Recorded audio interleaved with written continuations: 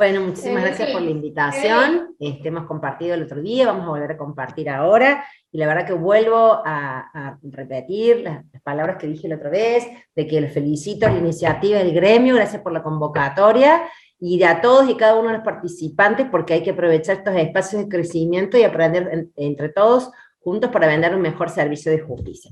Y el recorrido que les propongo para esta tarde tiene que ver con el tema de procesos. A ver si puedo pasar, no puedo pasar. Ahí está, se me fue para otro. Bien. ¿Cuál es el recorrido que les propongo esta tarde? ¿De qué vamos a hablar?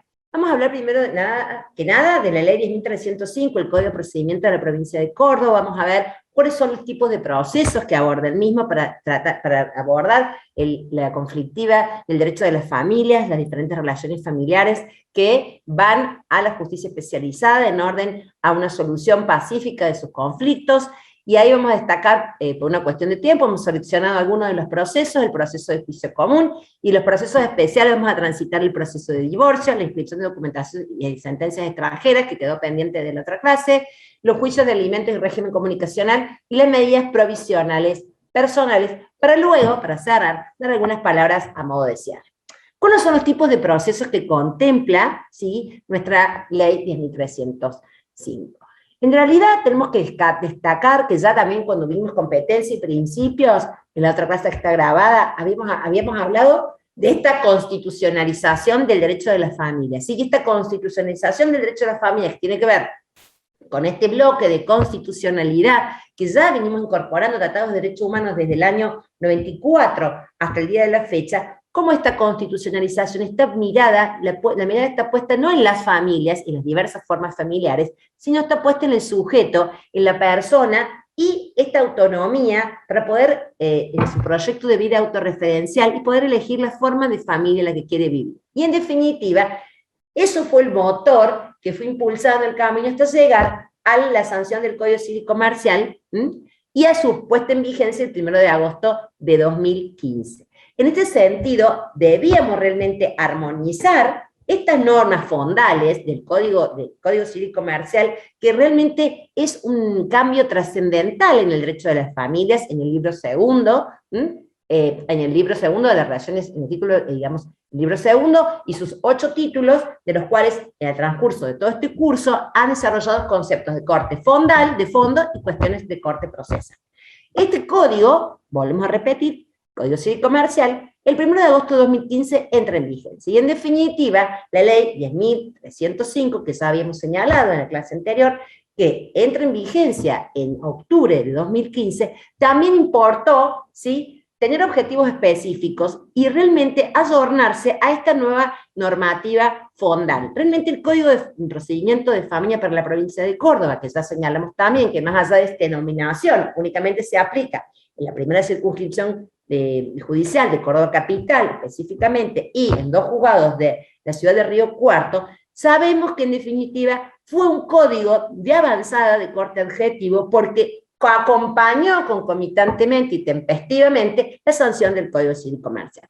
Y en este sentido, podemos señalar realmente objetivos específicos. Las medidas provisionales que vamos a ver hoy, realmente cómo recogen ese nuevo concepto de medida provisional, que vamos a ver que no es una medida cautelar clásica, es una figura ortodoxa que busca solucionar problemas personales y patrimoniales, donde está en juego un peligro de daño o vulneración de intereses. Vamos a ver qué requisitos tiene, cómo tramita, y en definitiva ya está vigilada en el derecho de fondo. Vamos a ver en el artículo 721 y 22 del Código Civil y Comercial de la Nación. En definitiva, esta ley, la 10.305, busca una adaptación terminológica, habla de distintas medidas provisionales, vamos a ver qué trámite especial tiene. También el juicio común, un procedimiento rápido y sencillo que no tiene diferencia de trámite respecto del juicio abreviado del CPC, pero tiene sus particularidades. Digamos que se asimila mucho al juicio abreviado del 507 del Código Procesal Civil y Comercial de la provincia de Córdoba, pero tiene notas que la caracterizan y lo diferencian. Y además también tenemos una gran novedad, que no por una cuestión de tiempo no vamos a poder analizar en la clase de hoy, que es la ejecución de sentencia. Se prevé la ejecución de sentencia específica con un trámite diferenciado cuando lo que voy a ejecutar es una obligación dineraria que tiene su causa fuente en la cuota alimentaria. ¿Cómo se va a ejecutar? Nos indica con el procedimiento a través del 121 y siguientes de la ley 10.305 la ejecución de estas obligaciones alimentarias. Entonces, hemos preparado un cuadro para ubicarnos cuáles son los diferentes trámites que tiene previsto el Código de Procedimiento de Familia de la provincia de Córdoba. Y tenemos entonces, hay juicios de conocimiento de primera clasificación. Vamos a ver el juicio común. Vamos a ver el régimen de alimentos y régimen comunicacional como un juicio especial. También vamos a ver un juicio especial, el divorcio bilateral y unilateral.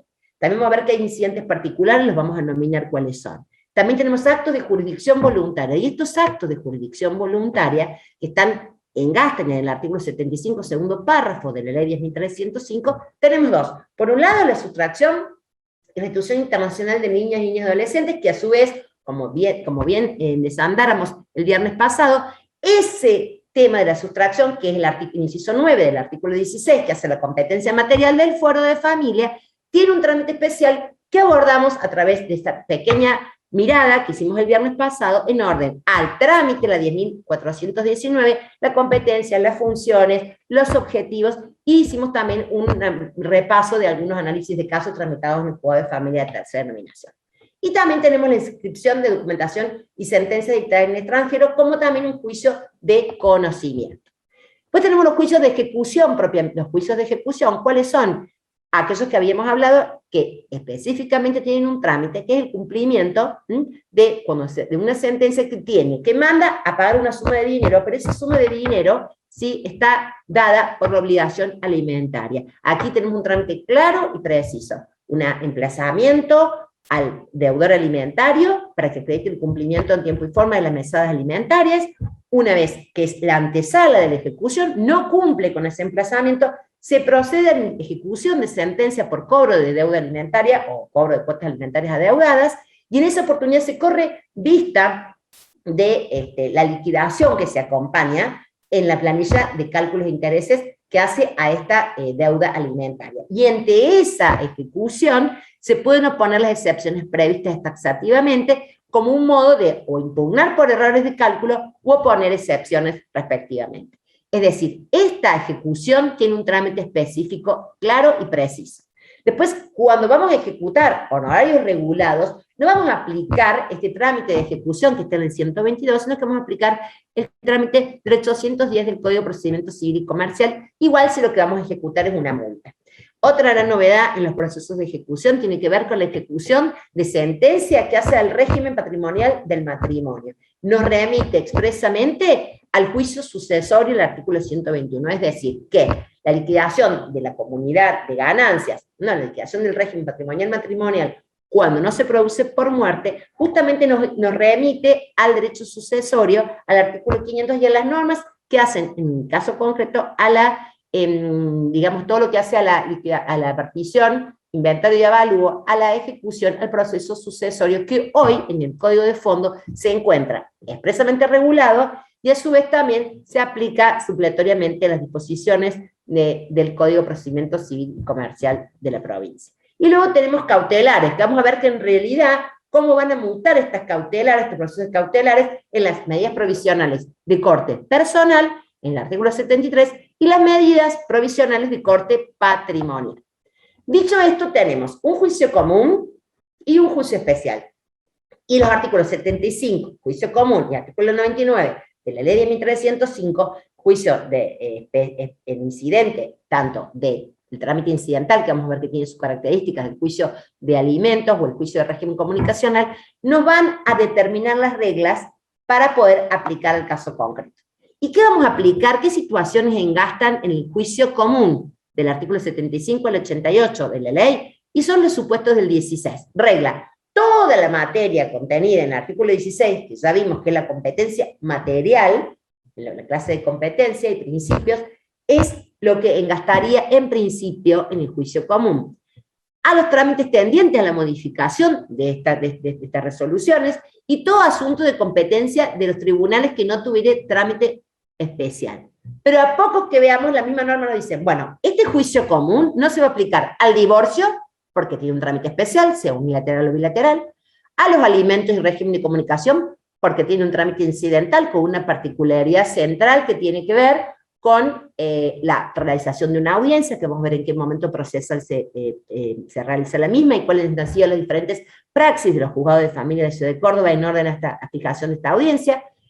La liquidación del régimen patrimonial del matrimonio, dijimos porque no se va a aplicar, porque nos vamos a ir, nos remite el 121 al proceso sucesorio, vamos a aplicar entonces el Código Civil y el Código de Procedimiento Civil y Comercial, los trámites de juicio sucesorio, a la sustracción y restitución internacional de menores, porque vamos a ver que aplicamos ahí la ley 10.419 que se abordáramos, y la inscripción y documentación de sentencias extranjeras, que vamos a ver qué trámite le aplicamos.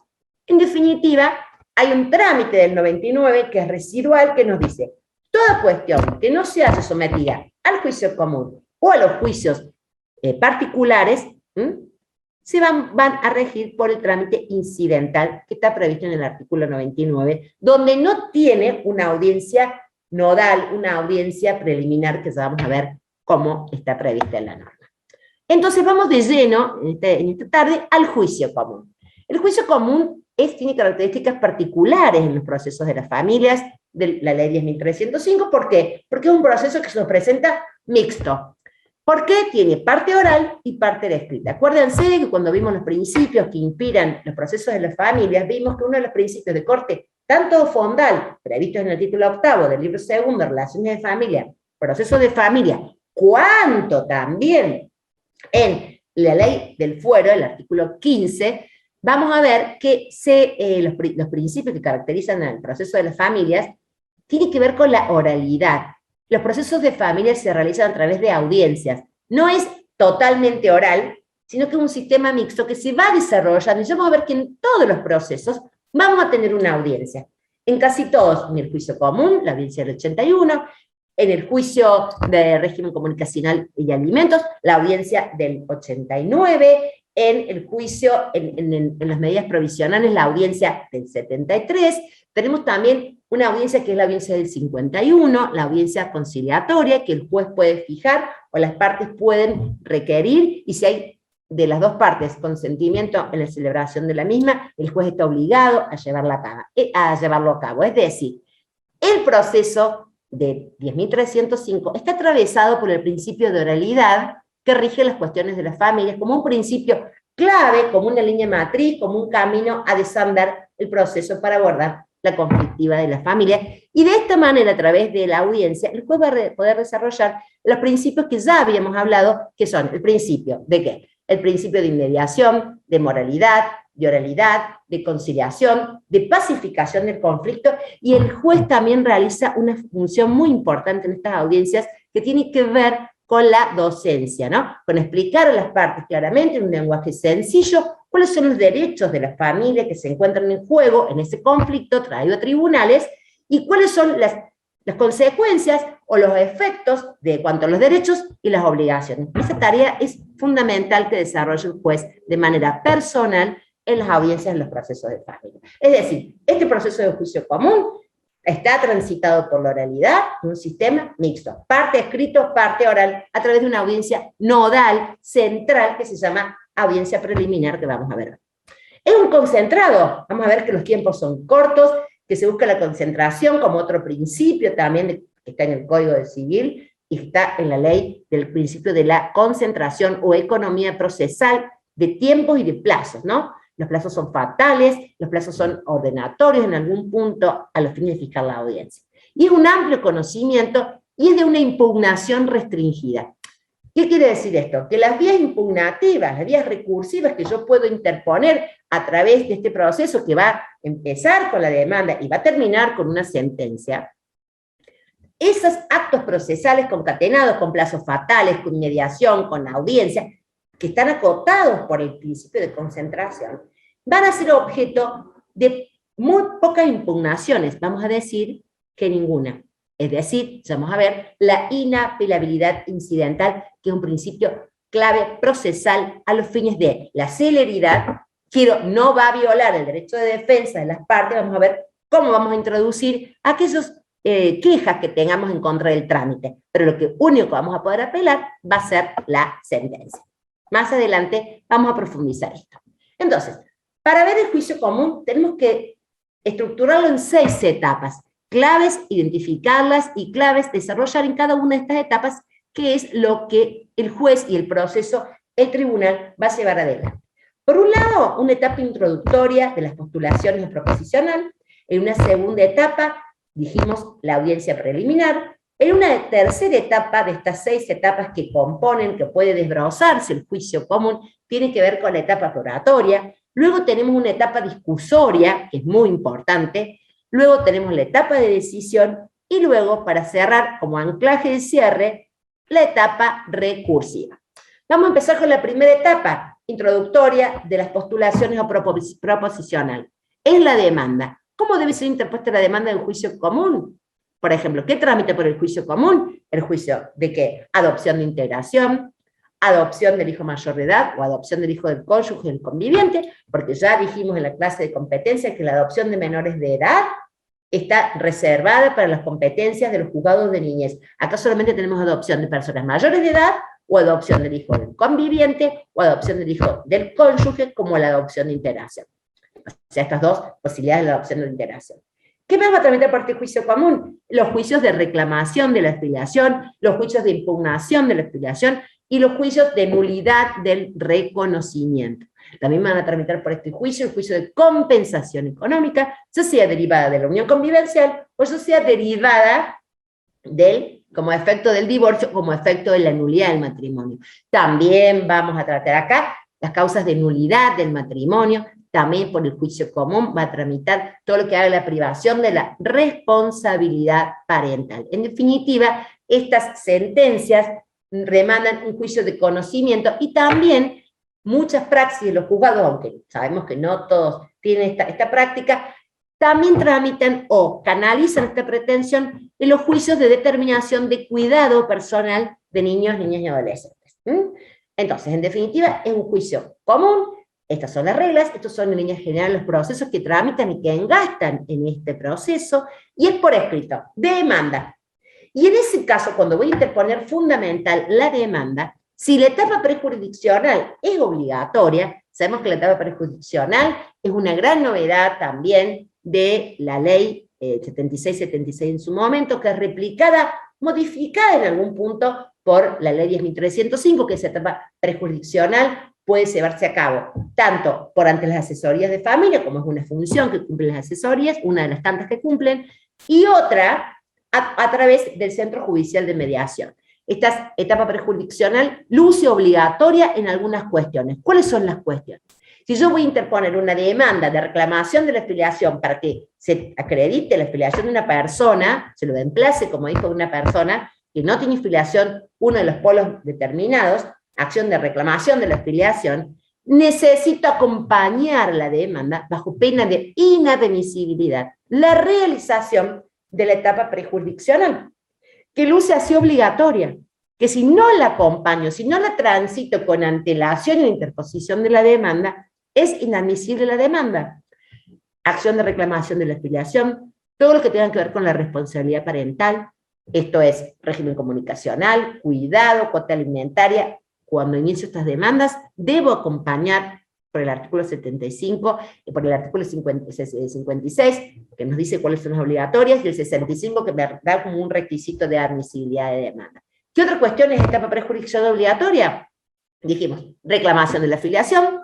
Entonces, la impugnación no necesita una etapa prejurisdiccional obligatoria. ¿Por qué? Porque la impugnación reclama sí o sí de una sentencia judicial que me desplace del estado en el que poseo para emplazarme en otro estado o para quedar desplazada y poder yo oportunamente ser reconocida o reclamar contra el progenitor que considere que es el progenitor biológico, por ejemplo.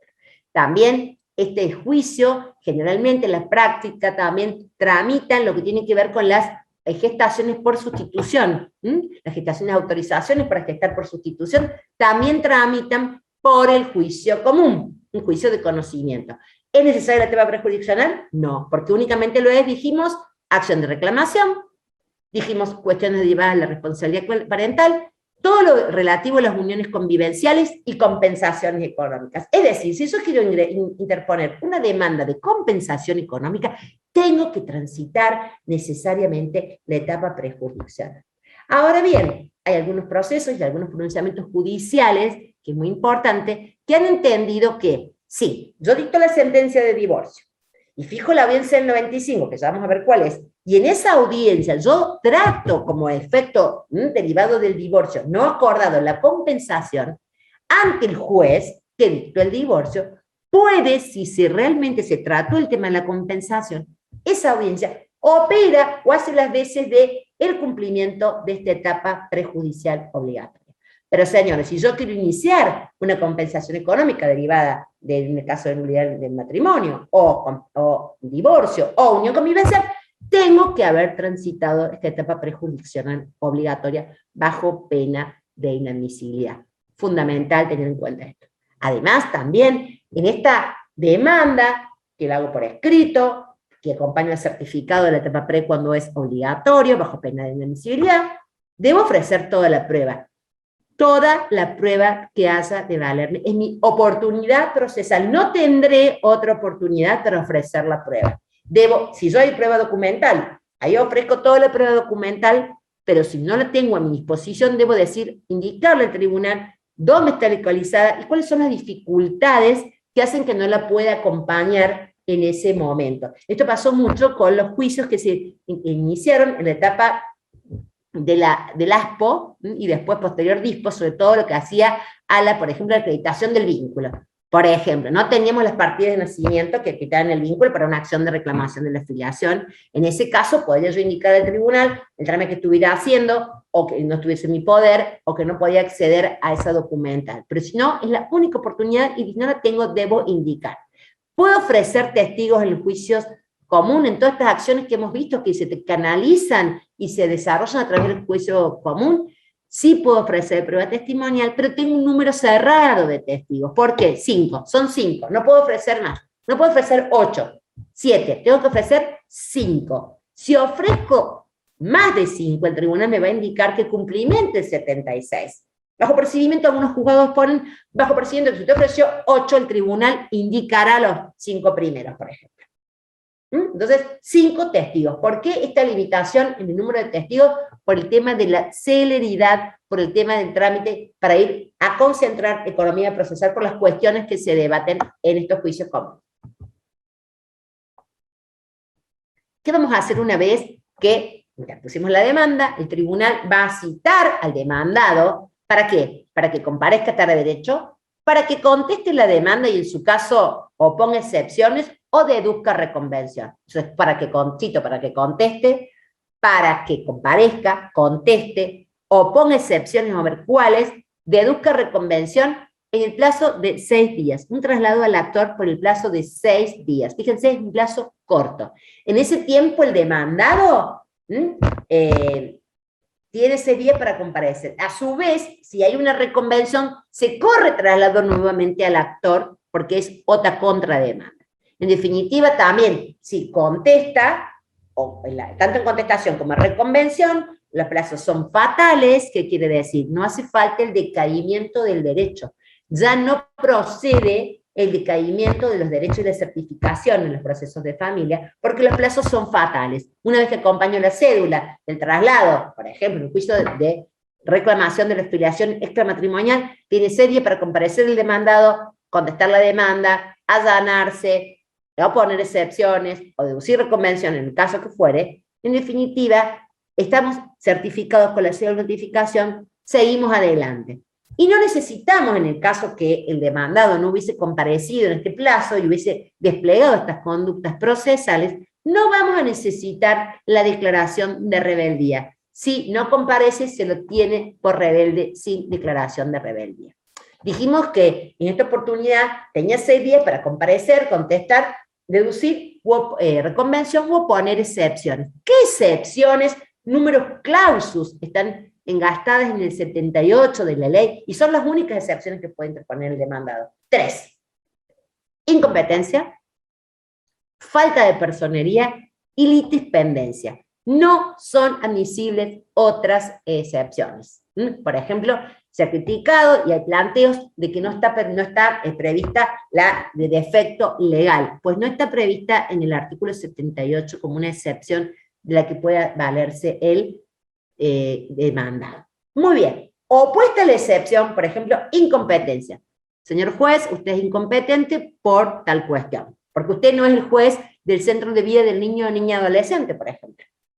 Usted no es el juez porque el centro de vida del niño y adolescente está donde vive Diony, Cura Brochero. Entonces, dice, no, el juez que tiene que atender es el juez de Villa Dolores, o el juez de Cura Brochero, no el juez de Córdoba. Es más, tan es así que acá en Cura Brochero tenemos también otros procesos. Entonces tendrá que venir el actor aquí, a Cura Brochero, o a Villa Dolores, a instar el cambio de cuidado. Por ejemplo, interpone la incompetencia. De ese trámite, de esa excepción, se va a regir por este trámite incidental del 99, que está previsto por los incidentes que no tengan un trámite residual. ¿Se pueden alegar hechos nuevos en el proceso del juicio común? Sí, siempre y cuando reúnan 3 características fundamentales. Vamos a tener que ver cuando nos alega alguna de las partes el hecho nuevo, que está previsto en el artículo 80, tengo que ver, primero, que el hecho sea novedoso. 2, que ese hecho que es novedoso no importa un cambio de acción. Y 3, que tenga influencia notoria en el pleito. Es decir, la novedad tiene 3 aristas. La novedad en sí, que no importa el cambio de acción, y que ese hecho nuevo, que es novedoso, y que no importa un cambio de acción, también sea influencia notoria para la decisión del pleito. Y allí, cuando alego el hecho nuevo, con estas características, que el tribunal lo va a admitir siempre y cuando se den estas 3 características, debo ofrecer la prueba respectiva. ¿Cuál es la oportunidad? ¿Puedo ofrecer el hecho nuevo en cualquier momento? No. Me indica la norma hasta qué momento. Después de la demanda y de la contestación, y hasta 10 días antes de la fecha de la audiencia. Es el límite temporal que tenemos para alegar estos hechos nuevos y ofrecer esa prueba que hace estos hechos nuevos. Dijimos, después de demanda y contestación, pero ya hasta 10 días antes de la celebración de la audiencia. ¿Cuál es el trámite que va a tener el hecho nuevo del tribunal a admitírmelo? Es una vista para la contraria por 3 días, para que también conteste este hecho nuevo la contraria, y también pueda ofrecer la prueba. ¿Voy a resolver la pertinencia o impertinencia o la eficacia del hecho nuevo antes del dictado de la sentencia? No. Eso queda pospuesto para cuando yo vaya a resolver el juicio común a través de la sentencia a finalizar el trámite. Dijimos que una vez que tenemos demanda, contestación, opuso excepciones, también tenemos contestación, o hecho nuevo, tenemos que ya, o no contestó, declaración de rebeldía, dijimos que no se hace una declaración, se lo tiene rebelde sin más, allí tenemos que fijar una audiencia dentro de los 15 días. ¿15 días de cuándo nos vamos a contar? 15 días de que contestó, o de que opuso excepciones, o de que contestó y reconvino, y el actor contestó esa reconvención.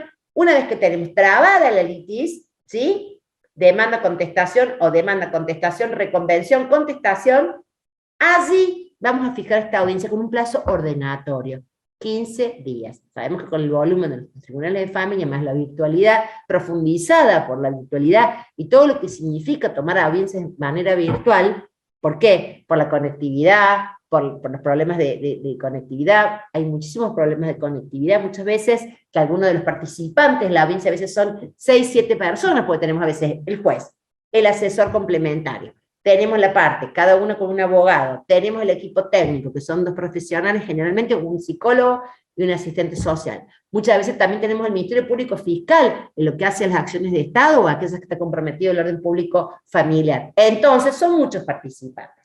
Vamos a citar a todas estas partes, por sí o por apoderados. ¿A quién vamos a hacer esta audiencia? Al niño o niña adolescente, de ser necesario, si lo involucra esta acción, de alguna manera tiene capacidad progresiva, se solicita esta audiencia que va a ser escuchado de manera reservada, en presencia del Ministerio Público Complementario, Ministerio Público Fiscal, y en su caso los miembros del equipo técnico.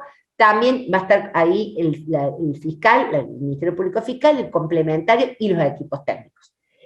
Aquí pueden las partes comparecer por sí, dice, o por apoderado. ¿Cuándo sería una cuestión por apoderado? Que se trate de una cuestión, por ejemplo, de corte patrimonial y que sean personas mayores y capaces. O bien, cuando se haya dado una autorización específica. Supóngase, hemos tenido casos, por ejemplo, en acción de reclamación de la filiación.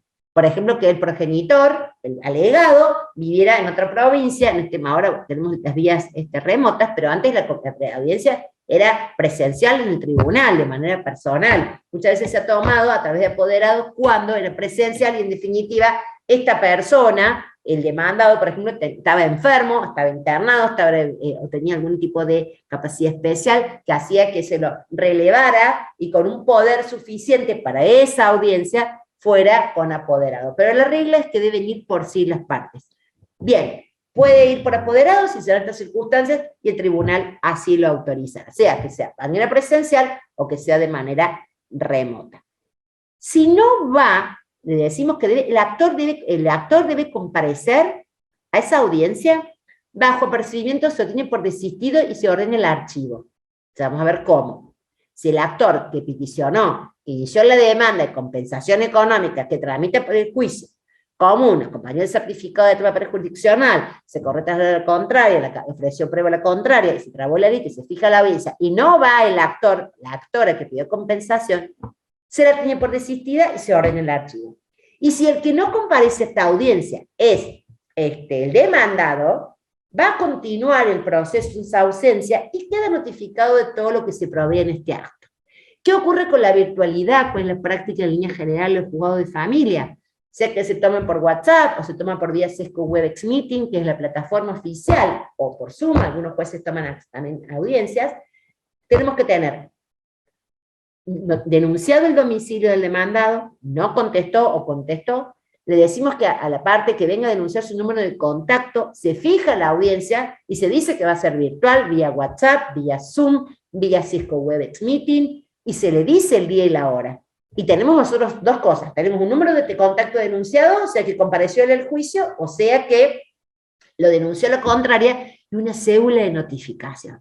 Si al momento de la audiencia, nos llamamos por teléfono, que nos pasa, o estamos en Cisco Webex y el operador o el tribunal que maneja la plataforma no nos contesta, se deja constancia en el acto y se continúa el proceso si el demandado no ha comparecido a esta audiencia, de todo notificado de todo lo que ocurra en ese acto. ¿Qué pasa con la asistencia? Fíjense las posibilidades que tenemos, las múltiples posibilidades que tenemos en esta audiencia del 81. No viene el actor ni el demandado, nos ha pasado. Fijado día y hora de audiencia, sea presencial, en una compensación, sea en un juicio de filiación, sea en un juicio de determinación de cuidado, sea en un juicio de privación de responsabilidad parental, que tramitan por el juicio común. Fijada la audiencia, no comparece nada. Están notificadas las partes, están los contactos, no nos atienden, por ahora por teléfono, o no estaban en el tribunal, cuando uno iba a voz y llamaba a las partes. Ahí se certifica al tribunal y se dicta un decreto de archivo de las actuaciones. Puede ser que no comparezca el actor, pero venga el demandado. Entonces el demandado, se le abre un acta de audiencia, y ahí el demandado, y se ordena en esa acta el archivo de las actuaciones. Se lo tiene dijimos, por desistido. ¿Qué pasa si comparece el actor y no asiste el demandado? Acá tenemos 4 hipótesis. Que comparezca el actor y no asiste el demandado, la hipótesis general. Hipótesis, subhipótesis de esta hipótesis. El demandado no contesta la demanda en los términos de 6 días, y no asiste. Se cita el domicilio real y se toma la audiencia. En definitiva, las funciones que puede cumplir en este caso, si no contesta el demandado y no asiste, y está citado el domicilio real, nosotros ahí no podemos desplegar las funciones que dijimos de conciliación, porque esta audiencia tiene una función de conciliación fundamental. Primero vamos a tratar de arribar un acuerdo a las partes, siempre y cuando la cuestión sea conciliable, porque yo puedo conciliar una impugnación del reconocimiento, no la puedo conciliar. Tengo que sí o sí proveer prueba y llegar hasta la sentencia.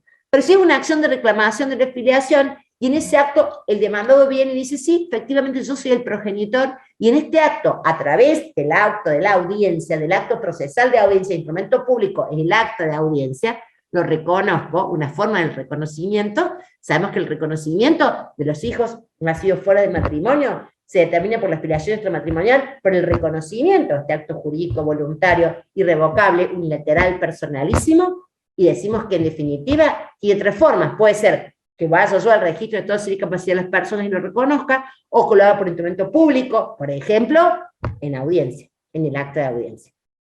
Ahí no me hace falta una sentencia. Entonces puedo desplegar la función conciliadora. Pero si no contesta y no va, no puedo realizar ninguna función el juez y el proceso sigue su curso. Puede ser que no conteste la demanda a los 6 días, pero la audiencia comparece. Se toma la audiencia realmente y se trata de desplegar la función. Dijimos, la primera es la conciliadora de la audiencia. La segunda, si no se puede conciliar, se toma contacto con las partes. Se ejerce la función pacificadora, la función docente. Y también una importante función que tiene esta audiencia nodal, esta audiencia preliminar, es que el juez va en esa audiencia, si no acuerdan las partes o la cuestión no admite conciliación por encontrarse comprometido el orden público, por ejemplo, en la acción de impugnación del reconocimiento, ahí lo que vamos a hacer es proveer la prueba. Vamos a ver qué funciones tiene, qué prueba se provee y cuál no, en función de la pertinencia de la prueba ofrecida en orden a los hechos alegados y aprobar. En cambio puede ocurrir que conteste y asiste. El demandado contestó la demanda y asistió. Ahí tenemos de vuelta las 3 funciones. Conciliatoria, docente, tratar de acordar, se puede acordar, y si no, proveer la prueba que sea pertinente y que sea conducente a los fines de debatir la cuestión traída a resolución. Y vamos a ver que esto es muy importante. Y además también decimos que tenemos una función más que tiene que ver con, se me ha corrido esto, que no contesta y no asiste. Entonces, no contesta y no asiste el demandado, última hipótesis. Ahí el demanda, nuestras funciones son solamente 2. Es decir, tomar inmediatez y proveer la prueba. Porque ¿con quién voy a conciliar si no tengo el otro para poder conciliar? Estas son las hipótesis que puede pasar en esta audiencia preliminar. Bueno. Ahí está. ¿Cómo es el desarrollo de esta audiencia? El juez personalmente, con todos estos participantes que vimos que están convocados en la audiencia, ministerio complementario, el niño o niña adolescente, o el sujeto vulnerable, las partes, sus abogados, que tienen que comparecer con abogado y tienen que ingresar a la audiencia, que expresamente lo dice la norma, el equipo técnico, ya sea el TIRC o el CATEMO, que son los 2 equipos, los grandes equipos de la interdisciplina, otro principio que ya vimos en la clase anterior, que inspira los procesos de las familias, la función interdisciplinaria, esta visión, este principio que está en el Código de Fondo, en el artículo 706, inciso B, y en el artículo 66 y siguiente, que establecen estos 2 equipos, el ETIR, el equipo técnico de intervención de regímenes comunicacionales, y el CATEMO, el cuerpo auxiliar técnico multidisciplinario. Allí, si están convocadas en la audiencia, también deben estar, una vez que estamos todos los participantes, el Ministerio Público Fiscal y complementario, el confiscal, ¿en cuándo va a estar? Cuando se debate una cuestión de estado de familia o una cuestión de orden público familiar. Por ejemplo, todas las acciones de filiación adoptiva, adopción de integración, adopción de hijo del cónyuge o el conviviente, adopción de las personas mayores de edad, todo lo que hace la filiación, reclamación, impugnación, nulidad del reconocimiento, porque ahí se va a impactar en el estado civil y capacidad de las personas, en el estado de familia de esa persona. También va a estar el fiscal en las acciones de privación de la responsabilidad parental. ¿Va a estar en una compensación económica el fiscal? No va a estar. ¿Por qué? Porque no está involucrado el orden público familiar en la compensación, porque es de corte netamente patrimonial y por lo tanto disponible por las partes. En algún punto también va a estar el fiscal en todo lo que haga, a la sustracción y restitución internacional de niñas y niños adolescentes, porque habíamos visto que el trámite estaba dado también por el trámite de la restitución que tenía participación el Ministerio Público Fiscal. Entonces, si es conciliable la materia y el juez pudo desplegar esta función, se homologa en un acto. Por ejemplo, allí viene el demandado, se allana la contestación de la demanda y dice, me allano, reconozco que soy el progenitor de Julia. Tomo la audiencia, se le abre el acta, y a veces hasta es innecesario el acta en sí, formalmente se labra, porque yo cuando ya contesté en mi escrito y dije que era el progenitor, ya me allané, ya hay un reconocimiento de instrumento público.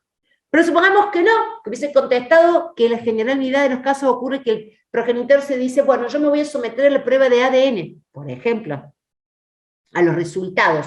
En realidad se le abre un acta, pero en realidad no es que allí hay una homologación, digamos. Vamos a estar el resultado de la prueba de ADN y en ese momento seguramente el progenitor podrá, nuevo día y hora de audiencia, reconocerlo, o presentar directamente un escrito en el juzgado diciendo, atento, que el ADN dio 99,99, reconozco que soy el progenitor biológico del actor, del niño actor, que lo hace la madre en nombre de representación del niño, por ejemplo. Pero si son temas que no son conciliables, porque puede ser que sea un 75 para un juicio común para una compensación, y la juez acuerda una compensación a favor, por ejemplo, de la cónyuge o de la conviviente, se le abre el acta y se da por terminado el proceso. Ahora, si no es posible la conciliación, ya sea porque no hay acuerdo de las partes, o ya sea porque la cuestión no admite conciliación porque orden público, se va a probar, se van, primero que nada, precisar los hechos controvertidos, fundamental. ¿Qué vamos a ver? ¿Cuáles son los hechos controvertidos entre actor y demanda? Y vamos a proveer la prueba que hagan a la prueba dos cosas, a la naturaleza y que sea conducente al hecho controvertido. Si yo estoy hablando de una reacción de la reclamación de la filiación extramatrimonial, yo digo, Juan Pérez es el progenitor alegado, en la audiencia Juan Pérez niega, porque dice, nos ha pasado, no sé quién es la señora. Audiencia, nunca la vi en mi vida. No puedo ser el padre de un hijo porque no sé ni quién es, estoy acá en la audiencia para estar conforme a derecho, pero yo no la conozco. Proveamos la prueba. La señora ofrece prueba de ADN, genética, por ejemplo, el señor se prueba esa prueba, el señor ofrece testimoniales, la señora ofrece confesional. Trae una informativa que nos ha pasado a EPEC para que diga si el señor presta servicios en EPEC. A ver cuánto hacen su trabajo, sus saberes, cuánta antigüedad tiene. ¿Es pertinente a los fines de debatir una acción de reclamación de la filiación, la cuestión patrimonial del demandado? No. Por ejemplo, entonces no es conducente. Si yo lo que quiero probar en un juicio de privación de responsabilidad parental es que realmente ha habido un abandono, ¿sí?, del niño adolescente por parte del progenitor, está previsto, es pertinente la prueba, diagnóstico, encuesta, por ejemplo, puede ser que podemos decir, bueno, puede ser una encuesta ambiental, puede ser una pericia psicológica, puede ser una pericia ambiental, pero y hasta ahí nomás, pero es pertinente una informativa a los fines de que diga cuál si el progenitor ha ingresado o egresado del país en migraciones del año 95 hasta la fecha. Entonces el juez tiene un poder fundamental en esta audiencia, una vez que no concilió o que la cuestión no es sujeta de acordar, porque está comprometido este orden público.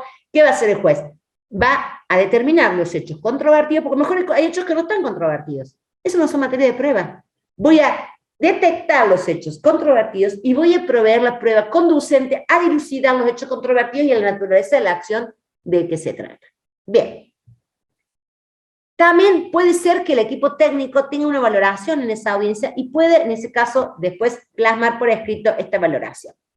Así la prueba se provee la prueba testimonial, confesional, informativa de ser necesaria y pertinente, que es un hecho controvertido, que es conducente a probar la prueba.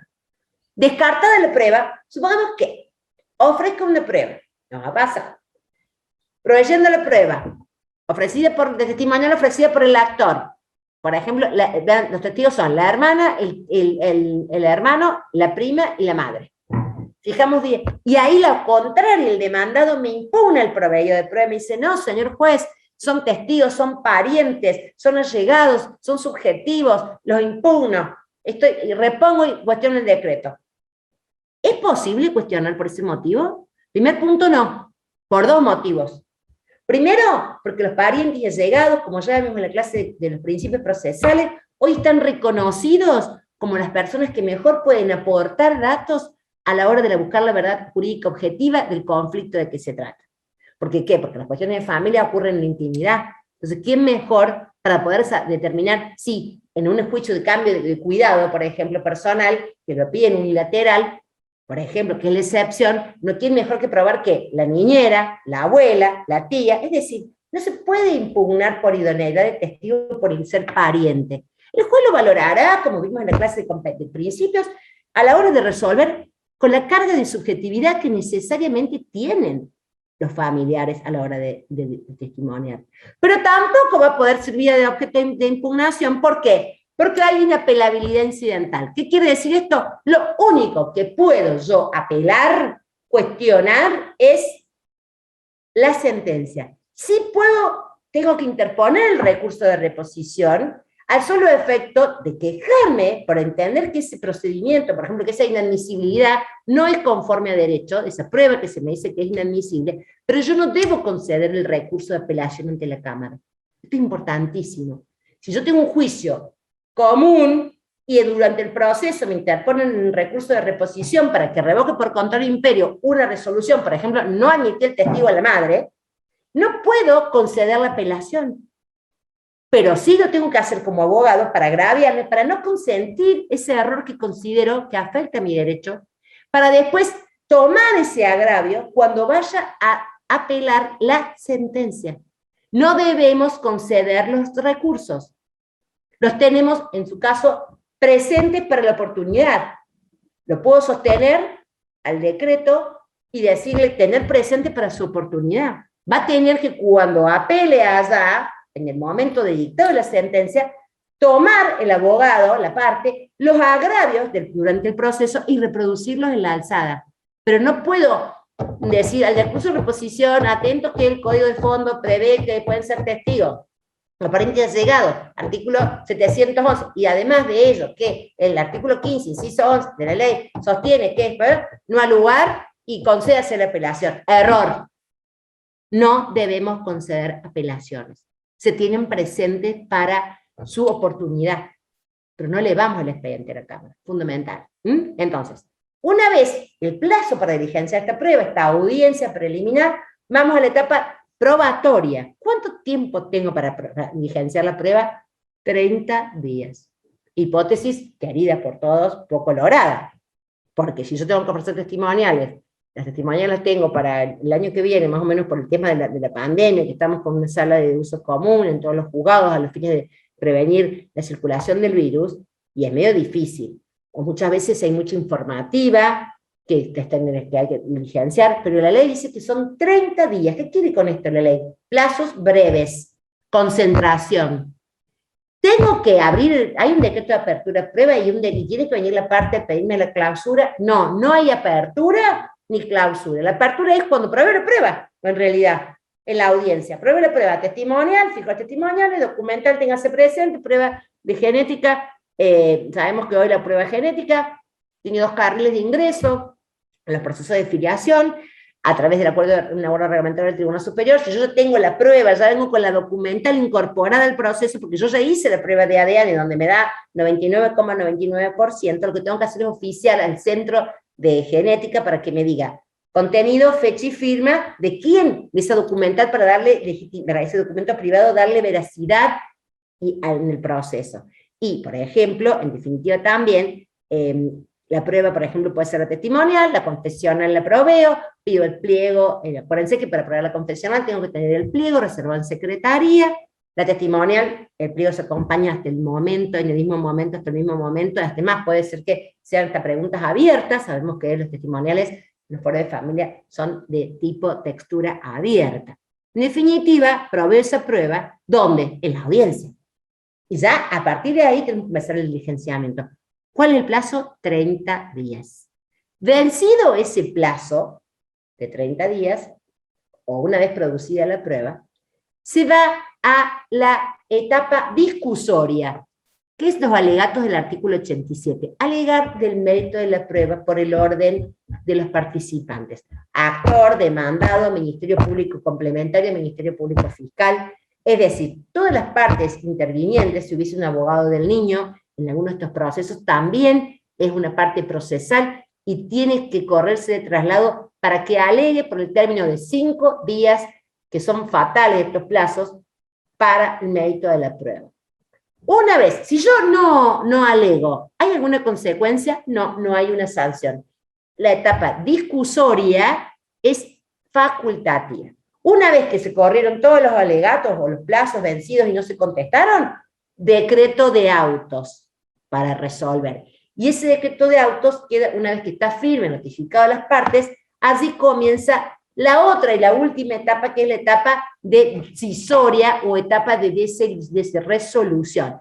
Tiene el juez, a partir de que quedó firme, 30 días para dictar resolución, ¿sí? En el juicio común. Y esa resolución es la única apelable. Pero el artículo 88 nos dice, en segunda instancia, se van a poder reparar los agravios causados en los incidentes o en los procedimientos. Esto es la famosa inapelabilidad de las interlocutorias, que busca dar celeridad, economía procesal y seguridad jurídica. Yo, me voy agraviando durante el proceso de juicio común, interpongo el recurso de reposición, pienso que tenga presente, pero yo tribunal lo tengo presente, o le digo no al lugar de la reposición, y no concedo la apelación, porque él va a tener, porque no únicamente se puede apelar la sentencia. Entonces la parte va a recoger estos agravios al momento de expresar agravios contra la sentencia.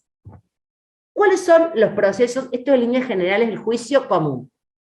¿Cuáles son los procesos especiales que hemos visto? Que están nominados en la ley. Son todos estos. El divorcio, la liquidación del régimen patrimonial matrimonial, la sustracción y restitución internacional de niñas y adolescentes, la inscripción de documentación y sentencias extranjeras, el juicio de alimentos, el régimen comunicacional, el incidente en general y los incidentes en particular. ¿Cuáles son? Vamos de lleno al primer juicio especial, vamos a pasar rápido porque es un tema fácil, pero hay dos o tres cosas que hay que tener muy en cuenta en el proceso especial del divorcio. El artículo 91 nos habla de justamente de esta necesidad de un propuesto convenio regulador. Es decir, cuando una persona se va a divorciar, ya sea unilateralmente o bilateralmente, tiene que acreditar, primero que nada, ¿qué cosa? El vínculo. ¿Cómo lo acredito? Con partida como lo dice el Código Civil, partida de casamiento, acta, libreta, certificado, que acredita el vínculo. ¿Qué tengo que acreditar? El vínculo. No tengo que alegar cuáles son las causas, porque tenemos un divorcio incausado, judicial, que puede ser unilateral o bilateral, pero sí tengo una carga de un convenio regulador o de una propuesta. Cuando es unilateral, técnicamente hablamos de propuesta. Tengo que hacer yo misma, elaborar una propuesta en orden a los efectos del divorcio, que son compensación económica, liquidación de la comunidad de bienes, atribución del uso de la vivienda, alimentos derivados de la responsabilidad parental, alimentos entre cónyuges, compensaciones económicas, etc. Bien, o régimen comunicacional, por ejemplo. Hay una propuesta. Hablemos de convenio cuando las dos partes están de acuerdo. No hablamos de convenio cuando una sola parte propone. El convenio se va a dar cuando sea un divorcio bilateral y que haya acuerdo en todas las cuestiones o en algunas, o cuando haya un divorcio unilateral que de la propuesta y la contrapropuesta surja la coincidencia que importe hablar técnicamente de un convenio. ¿Y yo qué debo llevar? Esta propuesta o este convenio con los elementos en que se funda. Acreditar el vínculo, la propuesta o el convenio y los elementos en que se funda. ¿Cuándo no estoy obligado a presentar esta propuesta o este convenio? Cuando no hay cuestiones que convenir. Soy mayor de edad, no tengo bienes unidos, no tengo hijos nacidos de la unión del matrimonio, no hay bienes que integran la comunidad de ganancias, no hay compensación económica, no hay cuestiones que tratar, atribución del uso de la vivienda, alimentos entre cónyuges, etc. O cuando yo digo, mire, señor juez, en todo lo que hace el plan de parentalidad, me remito a la homologación que tramita ante el juzgado, que justamente sabemos que si ya había una homologación, por ejemplo, ya había un plan de parentalidad, cuota, cuidado, régimen y demás, ese juzgado ha prevenido, como vimos en la clase de los principios de competencia, por el principio de prevención. El primero, juez de familia, que ha intervenido en el conflicto, sobre él se ventilan las otras cuestiones. Así sea que el juez no haya admitido la demanda, como vimos en la clase de principios procesales. Bien, el desacuerdo, ya sea total o parcial, en los efectos del divorcio, ya sea unilateral o bilateral, no en ningún caso suspende la sentencia de divorcio. La sentencia de divorcio, o sea, lo que va a pasar, que todas esas cuestiones que no estén convenidas, van a tener que ser tramitadas por las vías incidentales o juicios comunes. A veces tenemos como propuesta, contrapropuesta, no hay acuerdo en absolutamente nada, tenemos medidas provisionales de cuidado, de régimen comunicacional, tenemos por otro lado la compensación económica, por otro lado tenemos la liquidación de la comunidad de bienes, que como tienen trámites diferentes, muchas veces el juzgado, ¿qué nos indica? Que iniciamos tantos expedientes cuantos trámites procesales tengamos. Entonces, o es unilateral o es bilateral. Cuando es bilateral, hay una petición de ambos cónyuges. Están coincidentes en que poner fin a este vínculo matrimonial. Hay un convenio regulador, puede ser que haya un convenio regulador, que estén totalmente de acuerdo en todos los efectos. ahí va a intervenir siempre el Ministerio Público Fiscal, en el divorcio siempre interviene, y el complementario solamente si hubiese menores, niños, niñas o adolescentes. El juez va a dictar sentencia, va a homologar ese acuerdo en la sentencia, y ahí puede intervenir un solo letrado, cuando hay un acuerdo en todos los efectos. Pero puede pasar que estemos de acuerdo bilateral, en un segundo hipótesis, estamos de acuerdo en divorciarnos, en poner fin a este vínculo matrimonial, pero no estamos de acuerdo en todos los efectos, estamos de acuerdo en algunos y en otros no. Cada uno realiza su propuesta. En ese caso deben intervenir letrados diferentes, importantísimo. Letrados diferentes, porque entiende la norma que puede haber intereses contrapuestos. El juez va a dictar sentencia y va a convocar una audiencia previa comprobación de los elementos. Esta es la famosa audiencia del 95, que se tienen que fijar, en principio, dentro de los 20 días dictada la sentencia de divorcio. Ya vamos a volver sobre esto. Las partes de estas audiencias del 95 pueden concurrir personalmente, excepto, nos dice la norma, que se trate de cuestiones netamente patrimoniales y se trate de personas mayores capaces. En ese caso puede ir, miren, la misma norma le dice, a medio de apoderados. Vamos a tratar, por ejemplo, cuestiones patrimoniales. ¿Qué sería? Una compensación económica o una liquidación del régimen patrimonial matrimonial. Son personas mayores y capaces, pueden asistir a la audiencia del 95 con apoderado. ¿Qué va a hacer el juez? Gran tarea del juez en esa audiencia, tratar de acordar todos los efectos que no fueron acordados por las partes. Todos: cuidado personal, régimen comunicacional, atribución de la vivienda, el tema de la compensación y la liquidación. Esa es la audiencia que yo les hablaba, que a veces si se trata de compensación, no hace falta, para mi modo de ver, requerirle después que para iniciar la demanda me cumpla la etapa previa. Si yo ante mí misma, ante el mismo tribunal, ante el mismo juzgado, conforme certificado de la audiencia que no hubo acuerdo, se trató el tema de la compensación. En esta ardua audiencia, a lo mejor logramos acordar algunas cuestiones, por ejemplo, cuidado, régimen y cuota, pero no compensación. O acordamos cuidado, régimen y no cuota. O acordamos cuota, régimen y sí compensación. ¿Qué vamos a hacer? Aquello que acordamos lo vamos a homologar. Y si hay un acuerdo parcial, en esa extensión. En ambos casos, el juez es fundamental que haga un control de legalidad, ya sea en la audiencia o en la propuesta y contrapropuesta o en el convenio regulador de la legalidad de lo acordado. No podría el juez homologar cuestiones que realmente comprometen o afecten intereses del grupo familiar. Hay que tener mucho cuidado con esta mirada de la perspectiva de género de estos convenios. Es importantísimo. ¿Por qué? Porque se nos han presentado en muchas oportunidades convenios donde uno dice, pero ¿cómo puede ser? Por ejemplo, caso, convenio regulador, vienen con el mismo abogado, están de acuerdo en todo. Cuidado personal, cuota alimentaria, régimen comunicacional, distribución de bienes. Por ejemplo, la cuota alimentaria, el señor abonará en concepto de cuota alimentaria a favor de su hijo de 13 años, le suma de 500 pesos, pero le hablo ahora, porque no ha pasado, el año pasado, 500 pesos más el colegio. El progenitor se va a quedar con una casa en Carlos Paz, 3 lotes en Buenos Aires, 4 autos, 2 barcos, firmado. Antes de dictar la sentencia, nos pasó ya 2 veces, cuando va al ministerio complementario, viene la señora ahora de repente con otro abogado y dice, no quiero que se homologue porque en realidad yo firmé eso porque era mi condición, porque si no el señor no se iba de la casa y yo no quería, porque el señor fulanito tal, una persona conocida, y yo firme. Pero ahora quiero pedir aumento de cuota. Entonces uno dice, no podemos hacer ojos ciegos a esta situación. Entonces se convocó a audiencia y se pudo determinar a todas luces que había habido una violencia totalmente ejercida, económica, psicológica, sobre la progenitora. Y en realidad, la pobre mujer, como no acordamos nada, no hay nada que acordar cuando es una situación de violencia de este tipo, no homologamos este acuerdo, y ahora estamos tramitando el cuidado personal, la compensación económica, ¿estamos? Entonces, mirar este control de legalidad en un control vacío, un control frío, un control que debe estar con perspectiva de género, y estar atentos cuando leamos los convenios. A ver, ¿hay algo raro? ¿Qué pasa acá? Muchas veces uno lo convoca a la audiencia y ¿saben qué es? Es el precio del divorcio. ¿Y cómo quiere que no me quede con todo, señora juez, si el señor salió con mi hermana y mi hermana está embarazada del señor? Eso no ha pasado en el pasado, no es una novela, ocurre. Una cosa es esta cuestión, ¿no? De ese desequilibrio, porque hay otras cuestiones que están atrás, y otra cosa cuando lo que está atrás es una situación de vulnerabilidad. de violencia. Entonces, atentos con una lectura, con un anteojo bien grande a estos convenios. Entonces, las cuestiones que no están de acuerdo, a veces pasa que acordamos una sola cosa. Cuidado en la violencia del vecino. El resto, trámites incidentales. ¿Cuál? Juicio común si es compensación, medidas provisionales de alimentos o de régimen comunicacional si es urgente. Si es urgente, se dan los requisitos de las medidas provisionales. Muy bien.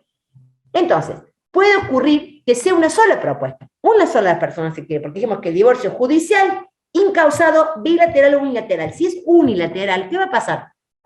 Hay una propuesta reguladora, no hay un convenio, se corre traslado por 10 días a la contraria, y el otro puede hacer su contrapropuesta, en ese caso, o aceptar a algunos, hacer un acuerdo parcial de algunos temas y otros no, de esa contrapropuesta se corre traslado a los 5 días para el actor para que adhiere o formule la suya. ¿Qué puede ocurrir? Que en este que va y que viene haya coincidencias. El juez en la sentencia dicta sentencia de divorcio, homologa lo que haya habido de acuerdo entre propuesta, contrapropuesta y contestación de la contrapropuesta, y en 20 días fija la audiencia de aquellas cuestiones que no fueron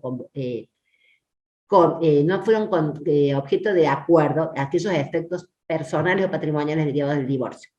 Y vuelve a lo mismo, fija esta audiencia, tiene 20 días, sabemos que un plazo totalmente ordenatorio. Las cuestiones que se acuerdan, homologa parcialmente o homologa totalmente, hace este control de legalidad con esta mirada con perspectiva de género.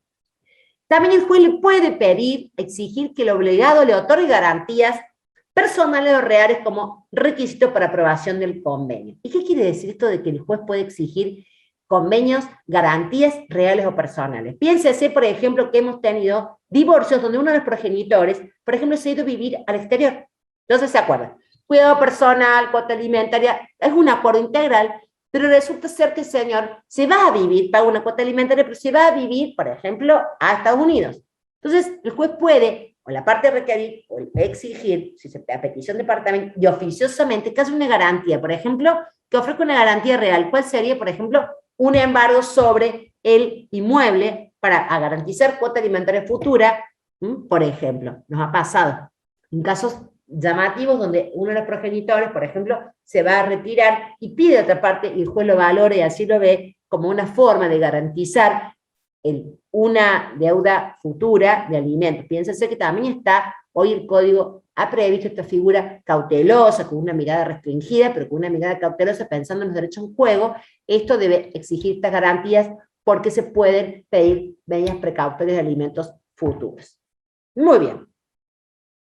¿Puedo modificar este acuerdo que hice ya dice propuesta contra propuesta, ya sea en la audiencia o ya sea en convenio regulador o propuesta aceptada por la contraparte y se homologa? Se puede modificar, sí, siempre que se modifiquen los elementos sustancialmente. Pero si yo veo que antes de dictar sentencia ya viene una de las partes y me dice, quiero aumento de cuota, voy a indagar por qué. ¿Cuánto es la cuota? ¿Por qué firmo esa cuota? Muchas veces pasa que sacamos la sentencia hoy y mañana tenemos el siguiente aumento. Y dice, pero ¿cómo firmo una cuota de, supongamos, un monto fijo? Sabemos hoy que un monto fijo, salvo que sea muy abultado por el proceso inflacionario, el principio de realidad, realmente hay que estar atento con estas cuestiones.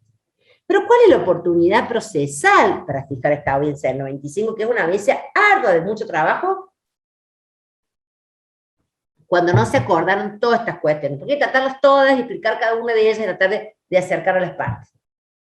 Aquí, el espíritu de la ley, del Código Fondal, el 438, el espíritu de la ley es que la audiencia se fijara antes de la sentencia. Porque ¿qué es lo que busca el Código? La autocomposición de los efectos.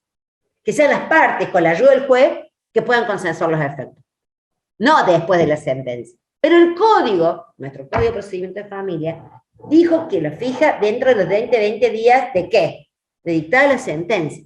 ¿Cuál ha sido el praxis? No fue... ¿Por qué esto ha sido así en la exposición de motivos, en las casas de la exposición de motivos? Porque uno se da cuenta, en definitiva, que es lo que el legislador cordobés, en la versión taquigráfica de la ley 10.305, que se les recomiendo, que es muy interesante, la exposición de motivos de la ley, que uno entiende varias cuestiones procesales en esa exposición de motivos, que bueno, que realmente, que el divorcio salga, porque si tengo que fijar, si yo veo demanda contra demanda, propuesta, contrapropuesta, y fijo la audiencia de acá, sabemos que es un mes y medio, 2 meses, con suerte 3 o más, el divorcio no sale, y el divorcio no puede estar supeditado al acuerdo de los efectos. Entonces, ante una realidad de desborde, que ingresan por semana 20, 30 veces divorcios por semana por juzgado, no se puede llevar a cabo esta función antes de la sentencia, que sería lo óptimo. ¿Qué han hecho los juzgados de familia de Córdoba? Hay diferentes hipótesis. Algunos lo han hecho antes del dictado de la sentencia, en algún momento, como era el espíritu del Código de Fondo, en el 438 del Código Civil Comercial. Otras directamente, cuando ponen el decreto de autos, ahí mismo, cuando ven que no hay efectos consensuados, fijan la audiencia, y otros inmediatamente después de tomarse tras la sentencia, es decir, después de la propuesta para tomarse después de la sentencia. Es decir, y otros a petición de parte. La ley dice que el juez debe, en definitiva, el juez fijará un imperativo, debería ser oficioso, sabemos que en la práctica muchas veces no es así. Pero muchos juzgados han ido variando entre estas hipótesis de fijarla antes, de que son los menos, casi ninguno, o en su momento apenas al código, después del dictado de la sentencia y uno con el decreto de autos, ahí nomás propuesta contra propuesta, ahí nomás fija la audiencia, sale la sentencia, entonces la audiencia se toma inmediatamente luego de la sentencia.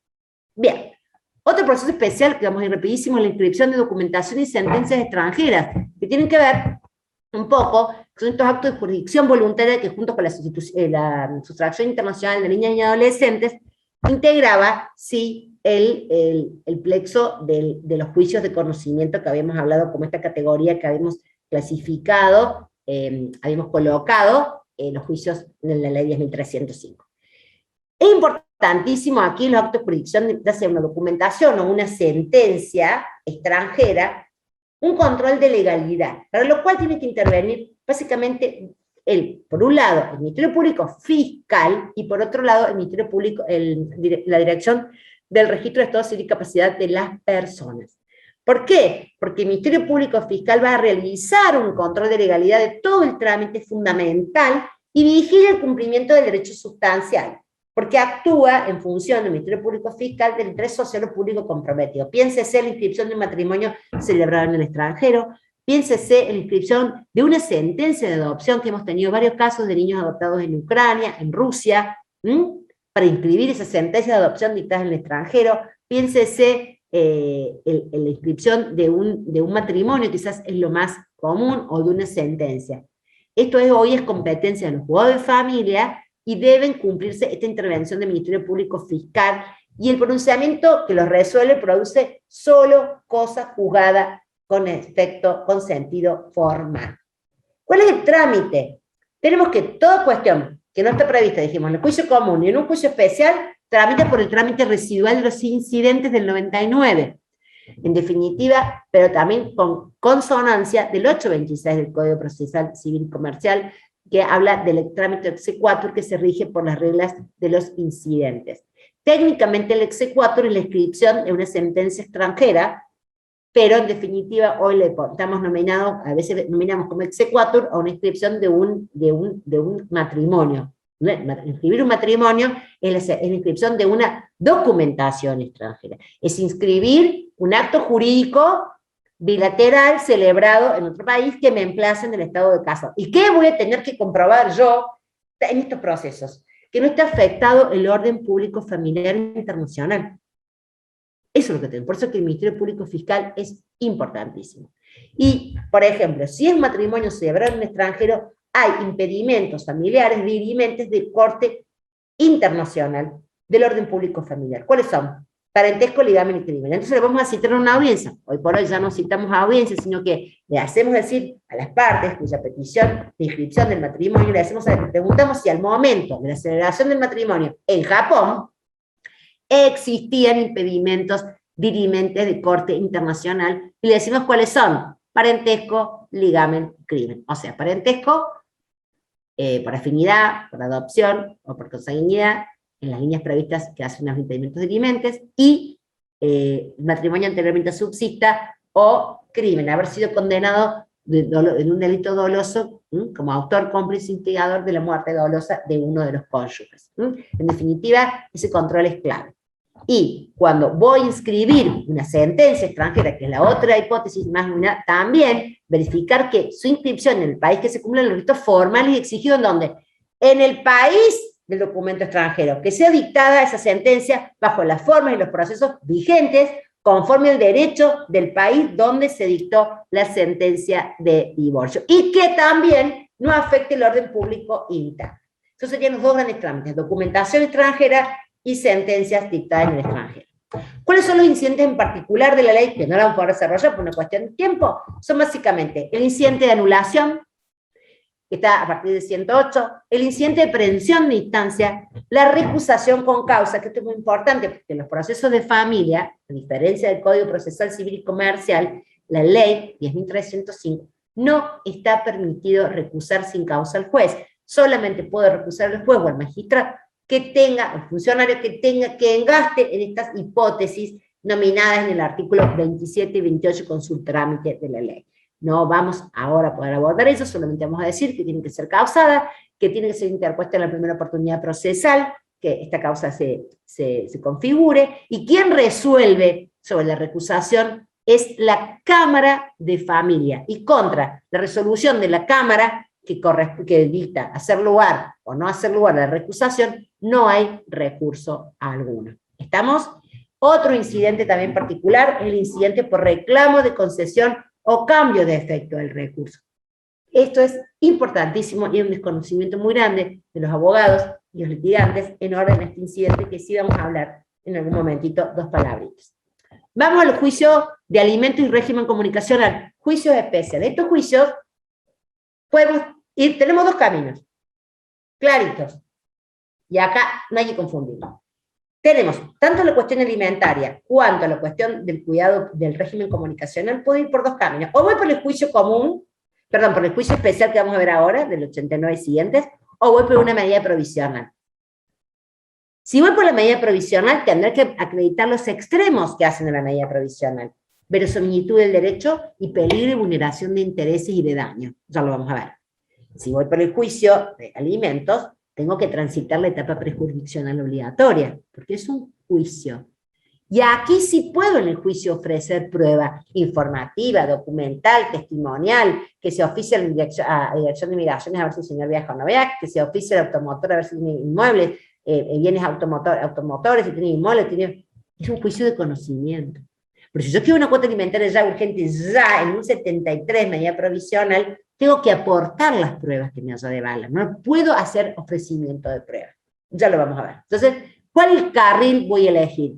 ¿El juicio de alimentos como un juicio especial o la medida provisional? Entonces, si voy a elegir la medida provisional, no necesito la etapa previa, y van todos los alimentos aquí. Alimentos derivados del parentesco, alimentos derivados de la responsabilidad parental, alimentos derivados del matrimonio, la separación de hecho durante el matrimonio, es decir, toda la cuestión alimentaria, todas las obligaciones de toda fuente alimentaria.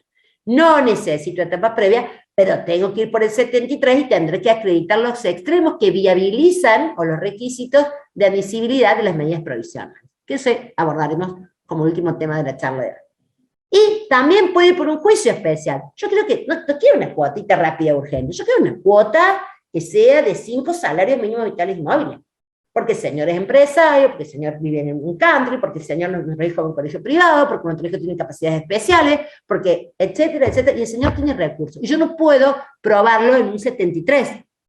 Pero yo pido 5 salarios mínimos vitales móviles y tengo que buscar prueba para hacerlo, porque no tengo para aportarlo en el 73, tendré que ofrecer prueba y transitar la etapa prejurisdiccional, porque el 56, inciso A, nos dice que la responsabilidad parental es un requisito de etapa prejudicial obligatoria, de los que vimos en los 4 casos que estuvimos charlando al principio. Entonces, es un juicio especial que está en el título 2, capítulo 1, sección 2, artículo 89. Y acá, todo lo que se resuelva respecto del régimen comunicacional de alimentos también tramitan por la vía del 89. Si yo tengo un alimento fijado y lo quiero aumentar, voy por el 89. Si tengo un alimento fijado o acordado o convenido y lo quiero hacer cesar, voy por el 89. Si quiero una reducción de cuota alimentaria, voy por el 89. Si quiero una modificación del régimen comunicacional, voy por el 89. Es un trámite incidental. ¿Qué diferencia tiene con el trámite de los incidentes en general? Trámite residual. La audiencia, y volvemos al principio de inmediatez fundamental, y que no se requiere etapa prejurisdiccional. Es decir, yo para iniciar el juicio de alimentos la necesito, pero una vez que yo tengo sentencia de alimentos y la quiero modificar por cese, por reducción, por aumento, no necesito transitar nuevamente la etapa prejurisdiccional obligatoria. Entonces, volvemos a remarcar el cuadrito que dijimos que estamos ahora en los alimentos y régimen de comunicación como un juicio, un proceso especial. ¿Cuál es el trámite? El 99. Igual que un incidente, ahora vamos a ver que tiene una audiencia nodal que hace a los principios de oralidad, mediación y conciliación. ¿Y qué trámite tiene que tener el juicio de alimentos? Me lo dice el Código Civil, el más breve previsto por la ley local y no se acumula a otras peticiones. Entonces, cuando el tribunal a veces me dice, ocurra por la vía, y yo digo, pero ¿por qué tengo que hacer un trámite especial? Porque el juicio de alimentos no se puede acumular por la naturaleza convencional, por el anclaje constitucional que tienen los alimentos como derecho humano y de la niñez, artículo 27 del cuarto párrafo de la Convención de los Derechos del Niño. Entonces, ya el código de, miren, fíjense, el código de fondo, el Código Civil me dice el trámite más breve previsto por la ley local, y no se acumula a otra pretensión. También tenemos un montón de materias procesales que por una cuestión de tiempo no vamos a poder desarrollar, pero se las dejo acá con breve nominación. Fíjense que es un código de derechos humanos. Es un código que busca dar normas adjetivas para viabilizar derechos de fondo. Y me dice cuestiones recursivas, cuestiones procesales en la ley de fondos. Por ejemplo, el 547 me dice que el recurso que interponga contra la sentencia de que fije alimentos no tiene efecto suspensivo. Que tampoco el que recibe los alimentos puede ser obligado a prestar caución o fianza alguna de devolverlos si la sentencia es revocada. Fíjense, está en el código de fondo. También la retroactividad de la sentencia, que es otro gran tema. 548 nos dice el código de fondo que la sentencia de alimentos tiene efecto retroactivo al momento de la interposición de la demanda o desde la interpelación al obligado por medio fehaciente, siempre que se interponga esta demanda dentro de los 6 meses de la interpelación. Esta norma, ¿cómo ha sido interpretada por las cámaras de familia? Esto es muy importante. No aplican esta norma. ¿Por qué? Y acaba la explicación. La Cámara de Familia, la sentencia, tiene un efecto retroactivo el día que tomó efectivo conocimiento el alimentante de la petición. En ese momento, la cédula de notificación que notifica la incidencia de aumento de cuota alimentaria o de fijación de cuota alimentaria, es el momento a partir del cual se retrotrae y generará intereses, y ahí tenemos que hacer la liquidación de deuda si es que no se paga la cuota alimentaria. ¿Por qué? Porque en definitiva sería digamos, si yo le interpongo la demanda y después la notifico, dice la Cámara, 3 años después, sería injusto que se me retrotraiga a mí los efectos desde el momento de la interposición de la demanda. Pero si yo acredito fehacientemente con una carta de documento que ya reclame esos alimentos, sí lo puedo retrotraer desde la interpelación al obligado del pago, siempre que lo interponga la demanda entre los 6 meses.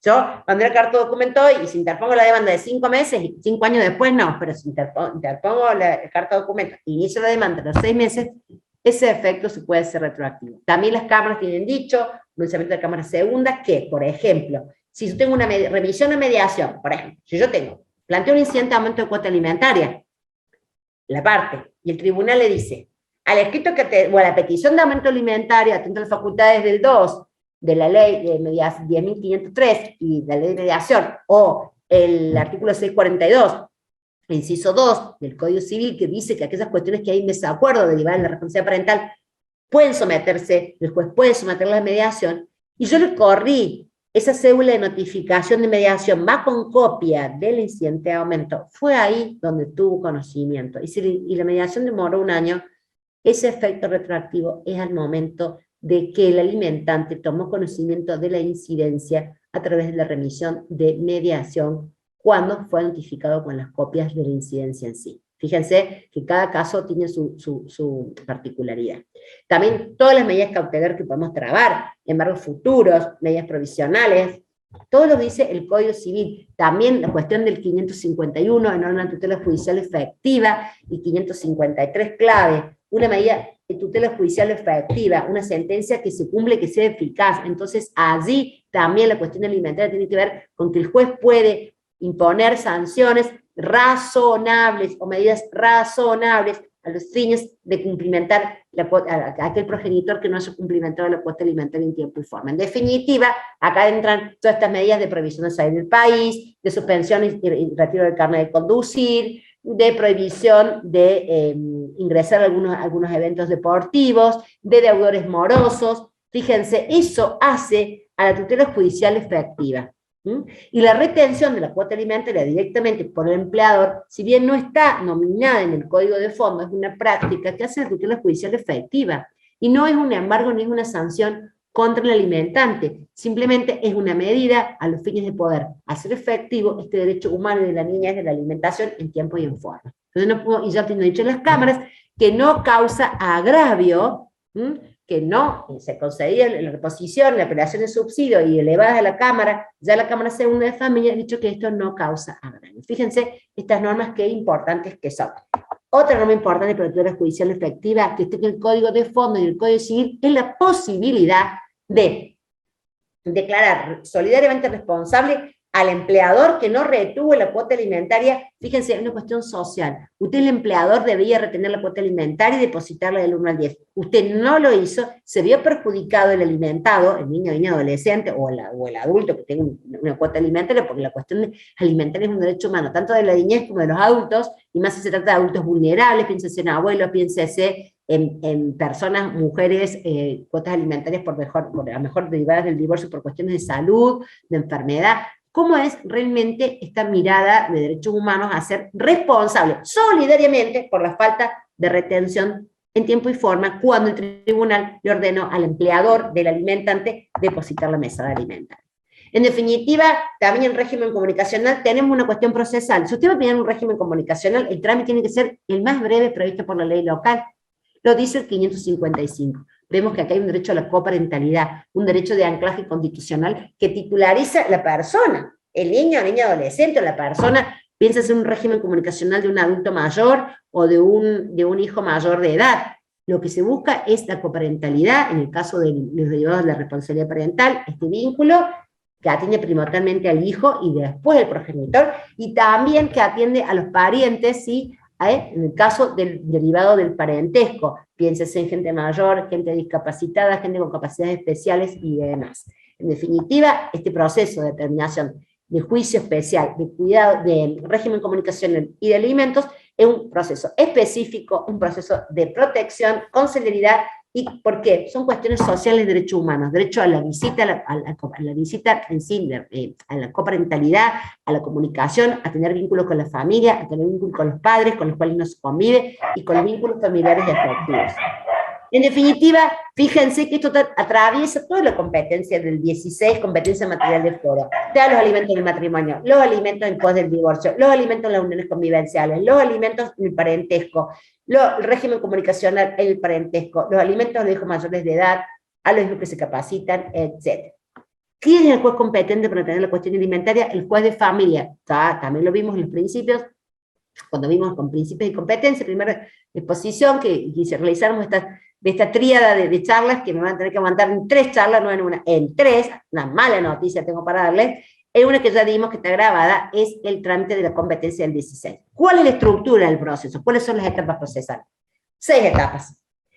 Y acá hay una gran novedad con la anterior. Parece que es igual, pero no lo es. O sea, juicio común tenía 6 etapas, también. La etapa introductoria de las postulaciones proposicional, la demanda, la audiencia preliminar, vamos a ver que tiene características especiales, la etapa probatoria, la etapa discusoria, vamos a ver que es un traslado al Ministerio Público complementario, al Ministerio Público Fiscal, pero no hay alegatos del método de la prueba de la causa, como en el juicio común.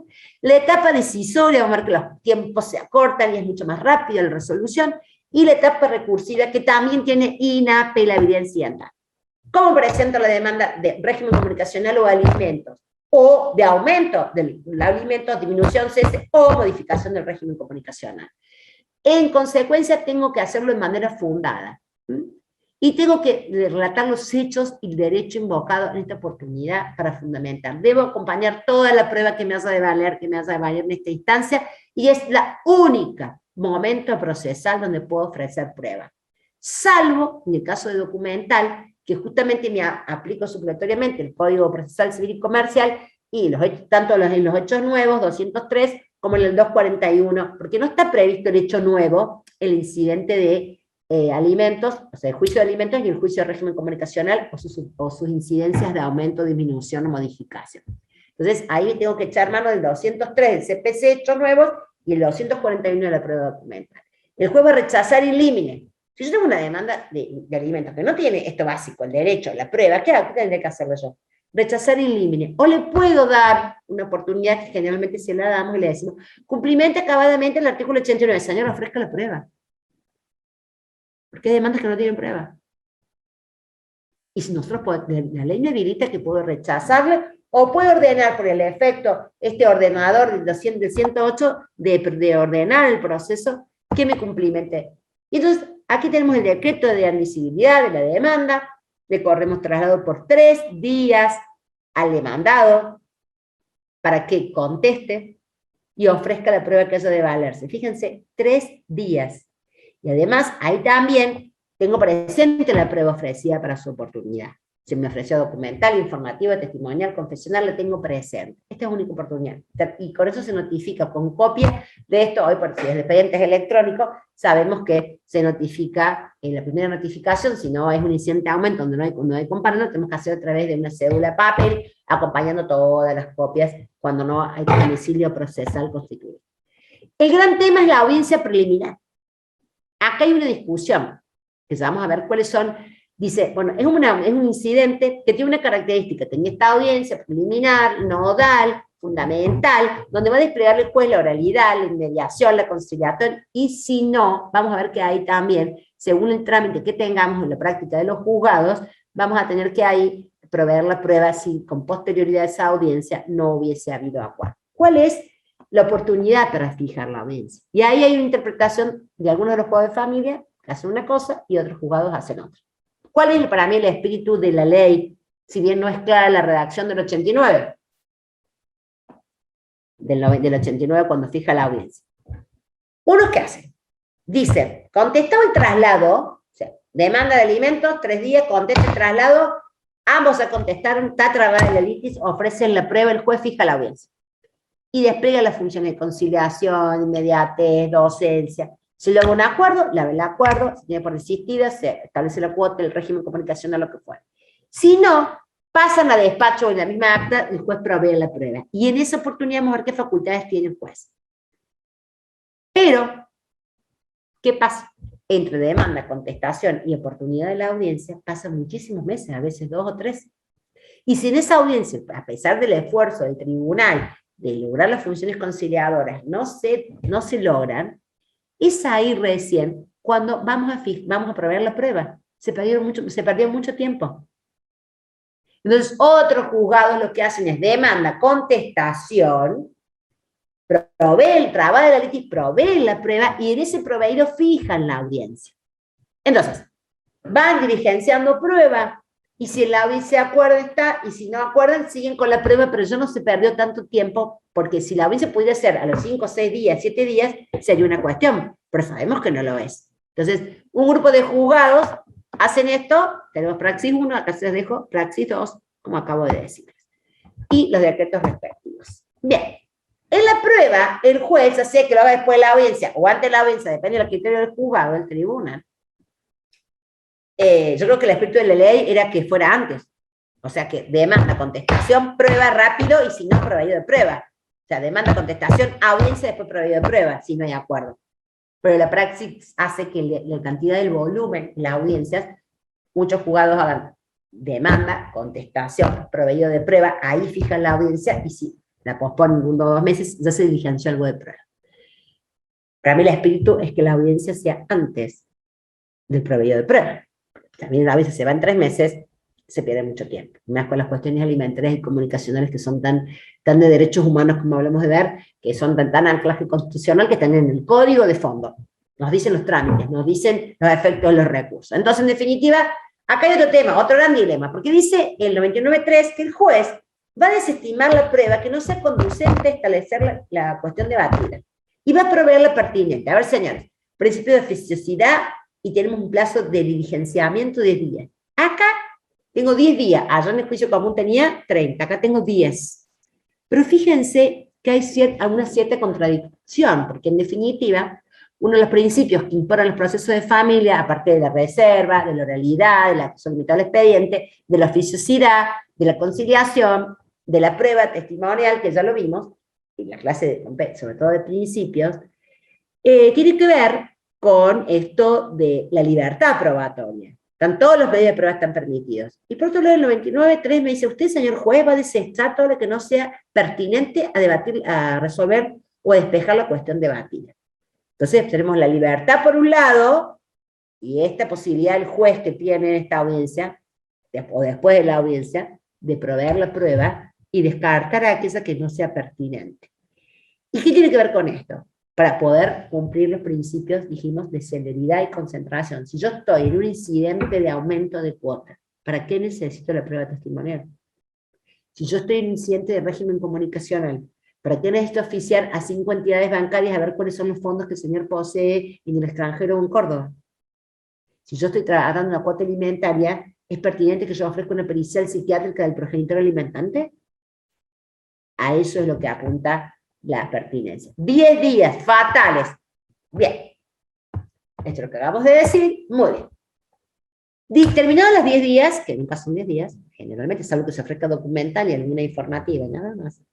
Se vence el término, no hay clausura, petición, vamos a correr traslado, ya no hay para alegar del mérito de la prueba, etapa discusoria. Acá la etapa discusoria se reduce ¿a quiénes? ¿Al Ministerio Público Fiscal o complementario? Usted me va a decir, un alimento, un régimen. Va a ver el fiscal, por si se plantea una cuestión de inconstitucionalidad, como nos puede pasar, le tengo que dar intervención en el primer decreto, en el primer proveído. O sea, a mí, por ejemplo, me viene a plantear la progenitora la inconstitucionalidad de la subsidiariedad del parentesco, de los alimentos derivados del parentesco de los abuelos, allí yo le tengo que dar intervención al Ministerio Público Fiscal para que la etapa discusoria se pronuncie en orden de la inconstitucionalidad, por ejemplo, de la subsidiariedad. Entonces, estar atentos.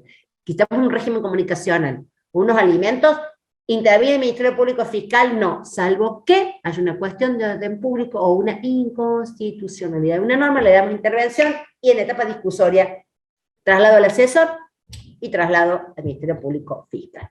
¿Cuánto tiene que resolver el juez? 10 días. Dicta el decreto de auto firme y consentido, tiene 10 días para resolver. Son plazos fatales. Contra este trámite, también lo único que se puede ser apelable es la sentencia definitiva, o sea, la sentencia de alimento, la sentencia de régimen comunicacional. No puedo interponer vías impugnativas, inapelabilidad incidental, y si las interpongo, la puedo interponer, me quejo de que no emite una prueba, me quejo de tal decreto, pero en definitiva lo tengo que tener, o lo sostengo al decreto, al proveído, o lo revoco, pero nunca concedo la apelación, la tengo presente para su oportunidad. Recojo este agravio en sentencia, en el auto, por ejemplo, por auto se resuelven estas cuestiones de los alimentos de los incidentes, y luego la reproduzco en cámara. Inapelabilidad de la prueba. ¿Cuál es el efecto?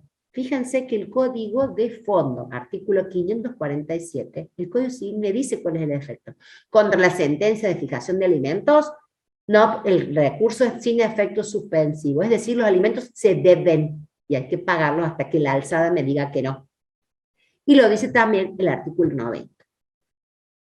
Pero no dice nada el Código de Fondo, el Código de la Ley de 1305, respecto del efecto de la resolución de un régimen comunicacional. Entonces, yo tengo un 99, se establece un régimen comunicacional y lo apelo, tiene efecto como regla, efecto suspensivo. Recuerden que en el proceso de familia la regla es el efecto suspensivo, la regla es la irrecurribilidad, en líneas generales, salvo cuando esté previsto, y cuando esté previsto, acá hay una inapelabilidad incidental, y si se concede el efecto regla es suspensivo, salvo que sea una medida provisional que no tenga efecto suspensivo, o salvo que sea un juicio de alimentos que no sea una medida provisional, porque lo dice el Código de Fondo y lo dice el 90. Si yo tengo un régimen comunicacional, ¿qué es lo que tengo que hacer para que no tenga efecto suspensivo la interposición? Yo quiero que se cumpla ese régimen comunicacional. Viene para la progenitora y lo apela. Rápido, corriendo, tengo que ir a pedir el cambio de efecto del recurso. ¿A dónde? Incidente particular. Recuerden, incidentes particulares, anulación, recusación con causa incidente de cambio de efecto por la concesión, el cambio de efecto del recurso, y incidente de prevención de instancia. Yo, una vez que tengo un régimen comunicacional, por ejemplo, y estableció un régimen comunicacional a favor del niño, y la progenitora lo apela, y estamos en 1.29, yo, que soy el progenitor, y quiero que se cumpla ese régimen, me tengo que ir dentro de los 3 días de concedido el recurso que me notificó el juzgado a la alzada, no al juzgado, viene en el juzgado, y cuando viene el juzgado ya es tarde. 3 días de notificar la concesión de recursos, van a la Cámara y piden el cambio de efecto del recurso. Y ahí tiene un trámite cortito que es, se notifica, lo debo interpretar entre los 3 días notificar la concesión del recurso, vamos a la Cámara le corre vista por 3 días la contraria, vista al Ministerio Público Complementario y al fiscal si corresponde, si hubiese una inconstitucionalidad, y resuelve en el plazo de 15 días. Para cerrar, porque ya creo que me he pasado y están muy cansados, ya estamos llegando a la hora, vamos a hacer rápidamente, vamos a pasar rápidamente, me voy a detener en el último punto, medidas provisionales personales, y lo más importante. Estas medidas provisionales personales, y las patrimoniales, una cuestión de tiempo, vamos a ir a las personales, ¿dónde están? En el Código Civil. Entonces la ley de 1305 replica esos conceptos y esta nueva misión, no es una cautelar. ¿Dónde está? En el libro segundo, Relación de Familia, título octavo, artículo 721 a 723, que están previstas para el divorcio y para la nulidad del matrimonio. Con la demanda relativa a los bienes y relativas a las personas. Relativas a los bienes 721, relativas a las personas 721 y a los bienes 722.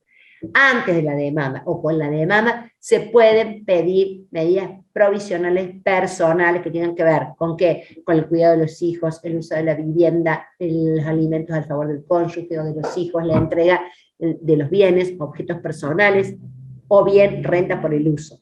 Y también respecto de los bienes, medidas asegurativas sobre la individualización de los derechos. En este caso, nos marca que las medidas provisionales patrimoniales tienen que tener un plazo, a diferencia de las medidas provisionales personales. En definitiva, acá le dejo un cuadrito, cuáles son las diferentes, cómo se pueden pedir, cómo se pueden peticionar en el código de fondo. Pero nosotros vamos a ir directamente a la cuestión directamente procesal, que es importantísimo. ¿Por qué?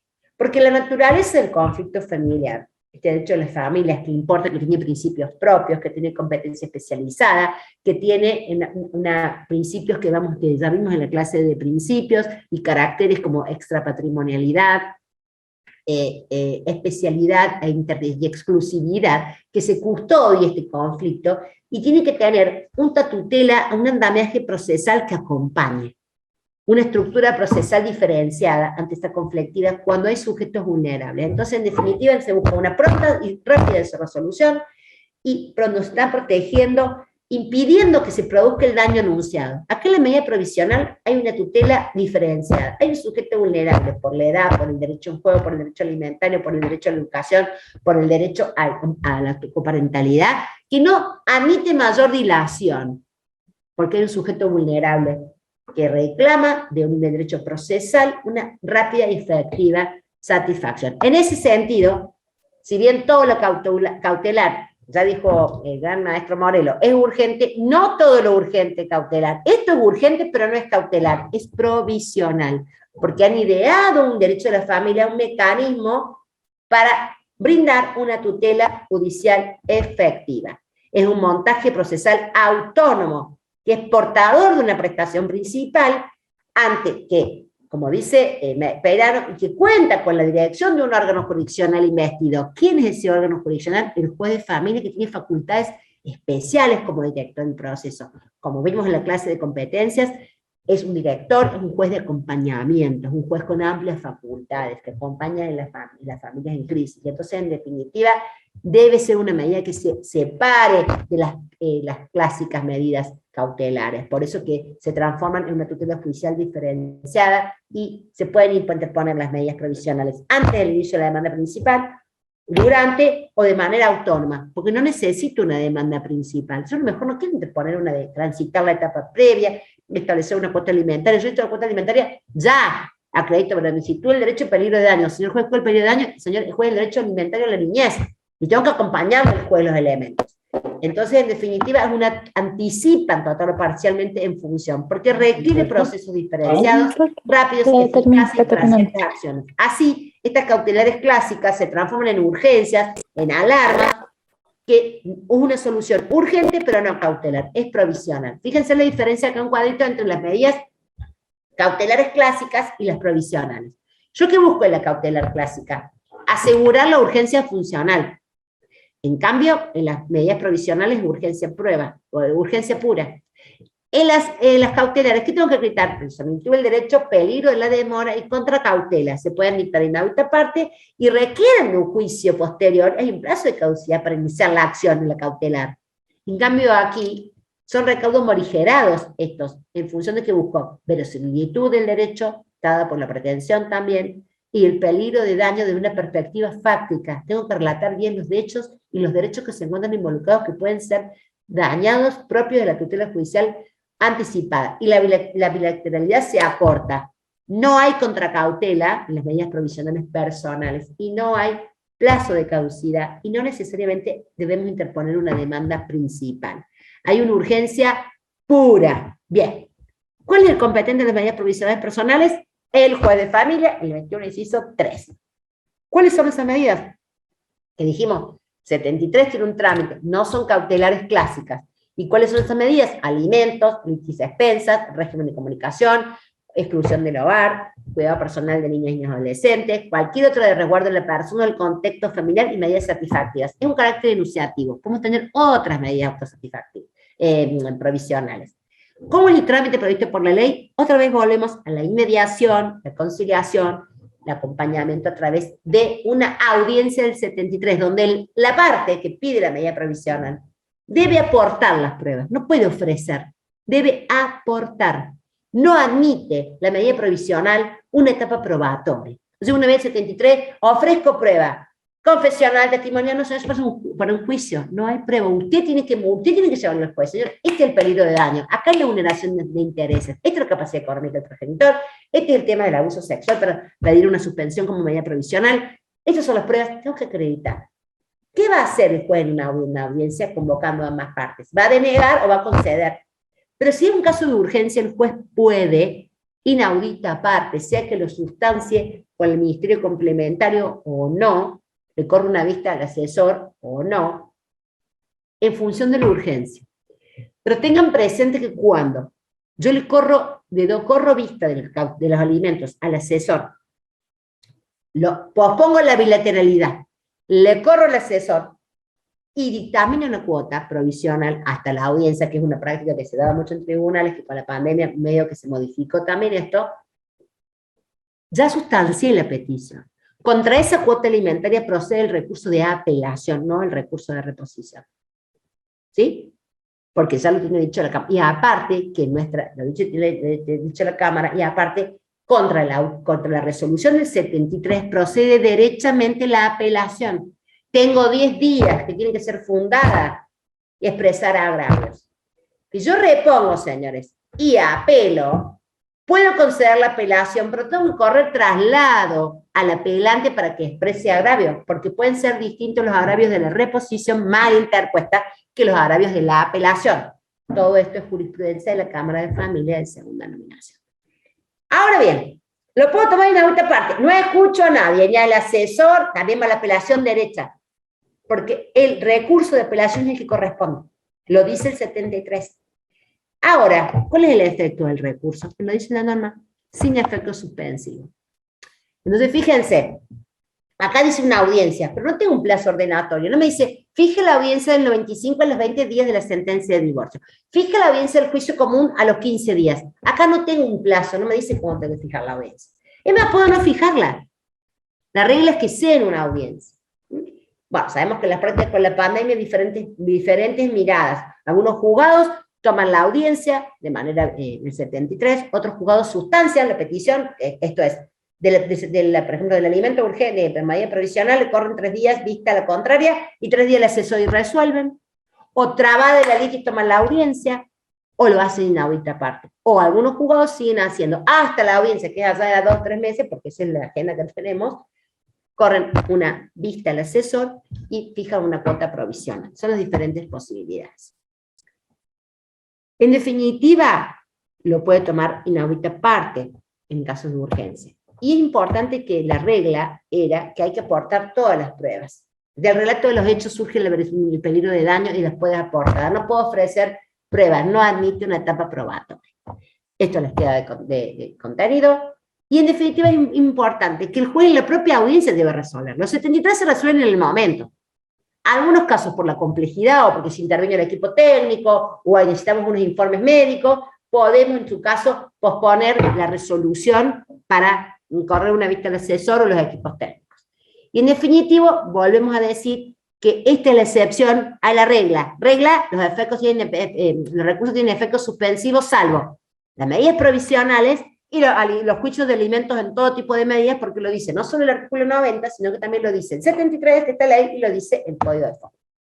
Entonces debemos recordar que siempre tengo el cambio de efecto del recurso. Tengo que este incidente que me tengo que ir 3 días si quiero cambiar el efecto de la medida provisional, si a mí resuelve un régimen comunicacional y yo lo quiero apelar y el régimen comunicacional va a tener efecto en el 73, ¿cómo va a ser el recurso?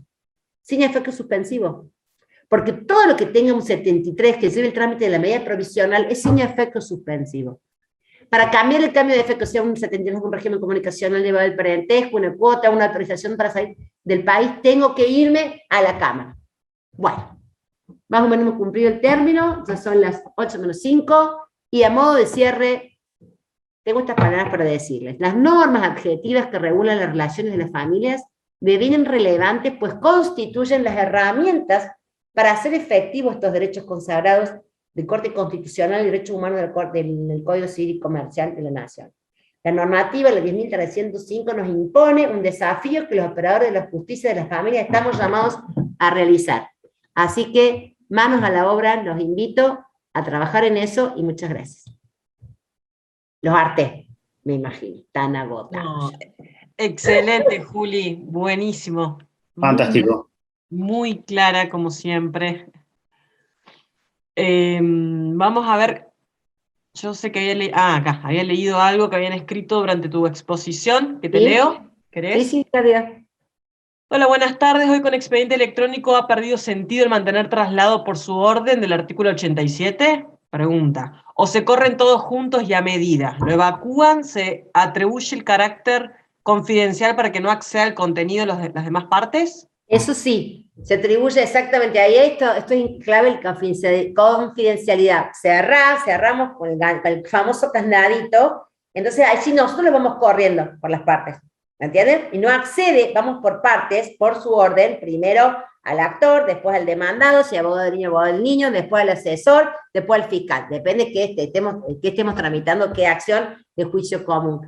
El candadito me permite a mí, cuando yo libero el candado, cuando pasa fallo. ¿Estamos? Es así. Perfecto. Sí, creo que Rita había hecho esta pregunta, así que si quedó claro.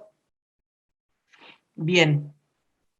Bueno, y después son todos halagos, como siempre. No, que hay mucha gente conocida, eso es lo que pasa. Así. Así que mira la Cande, está también, está todo. Así que, Rita, querida, ¿cómo estás? Tenemos una jueza acá en el grupo. ¿Cómo estás? Muy bien. ¿Cómo está, doctora? Bien, un gusto Mire, escucharte. es una doctora que ha hecho patria porque ha aplicado la 10.305 en Río Cuarto, así que realmente, felicitaciones, Rita. Realmente. Bueno, así estamos haciendo camino a la cara.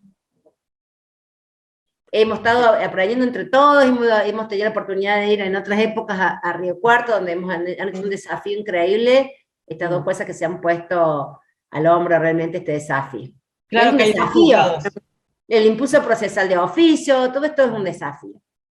Es un desafío. Claro, te preguntaba eso de los traslados por su orden, porque estos días tuvimos un planteo que con el expediente electrónico perdí un poco del sentido de respetar el orden, porque pueden evacuarlos todos a la misma vez, con eso nosotros tratamos de ordenarlo así como te digo, nosotros como muy oficioso, ¿viste? Lo hacemos muy oficioso, o sea, nosotros vamos al primero, cerramos, tratamos de, pero a veces nos ha pasado, como decís vos, que vienen los tres, en definitiva, eso del orden, lo vas, por ahí viste que ponen la opción, cuando está traslado, o alega, viste que le ponen alega, como está traslado, depende del juicio, de la categoría del SAC, pero tratamos nosotros de manejarlo así. Cuando nos pasa eso, nosotros después lo vamos poniendo en el orden, digamos. Y en realidad, la verdad que estoy convertido, Rita, convengamos, en este tipo de proceso, en una cuestión netamente sin sanción y sin mucho valor. Claro, sí, totalmente. Ese tipo de juicios donde el orden público, por ejemplo, la afiliación,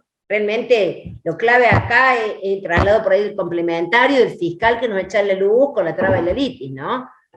Pero bueno. Sí.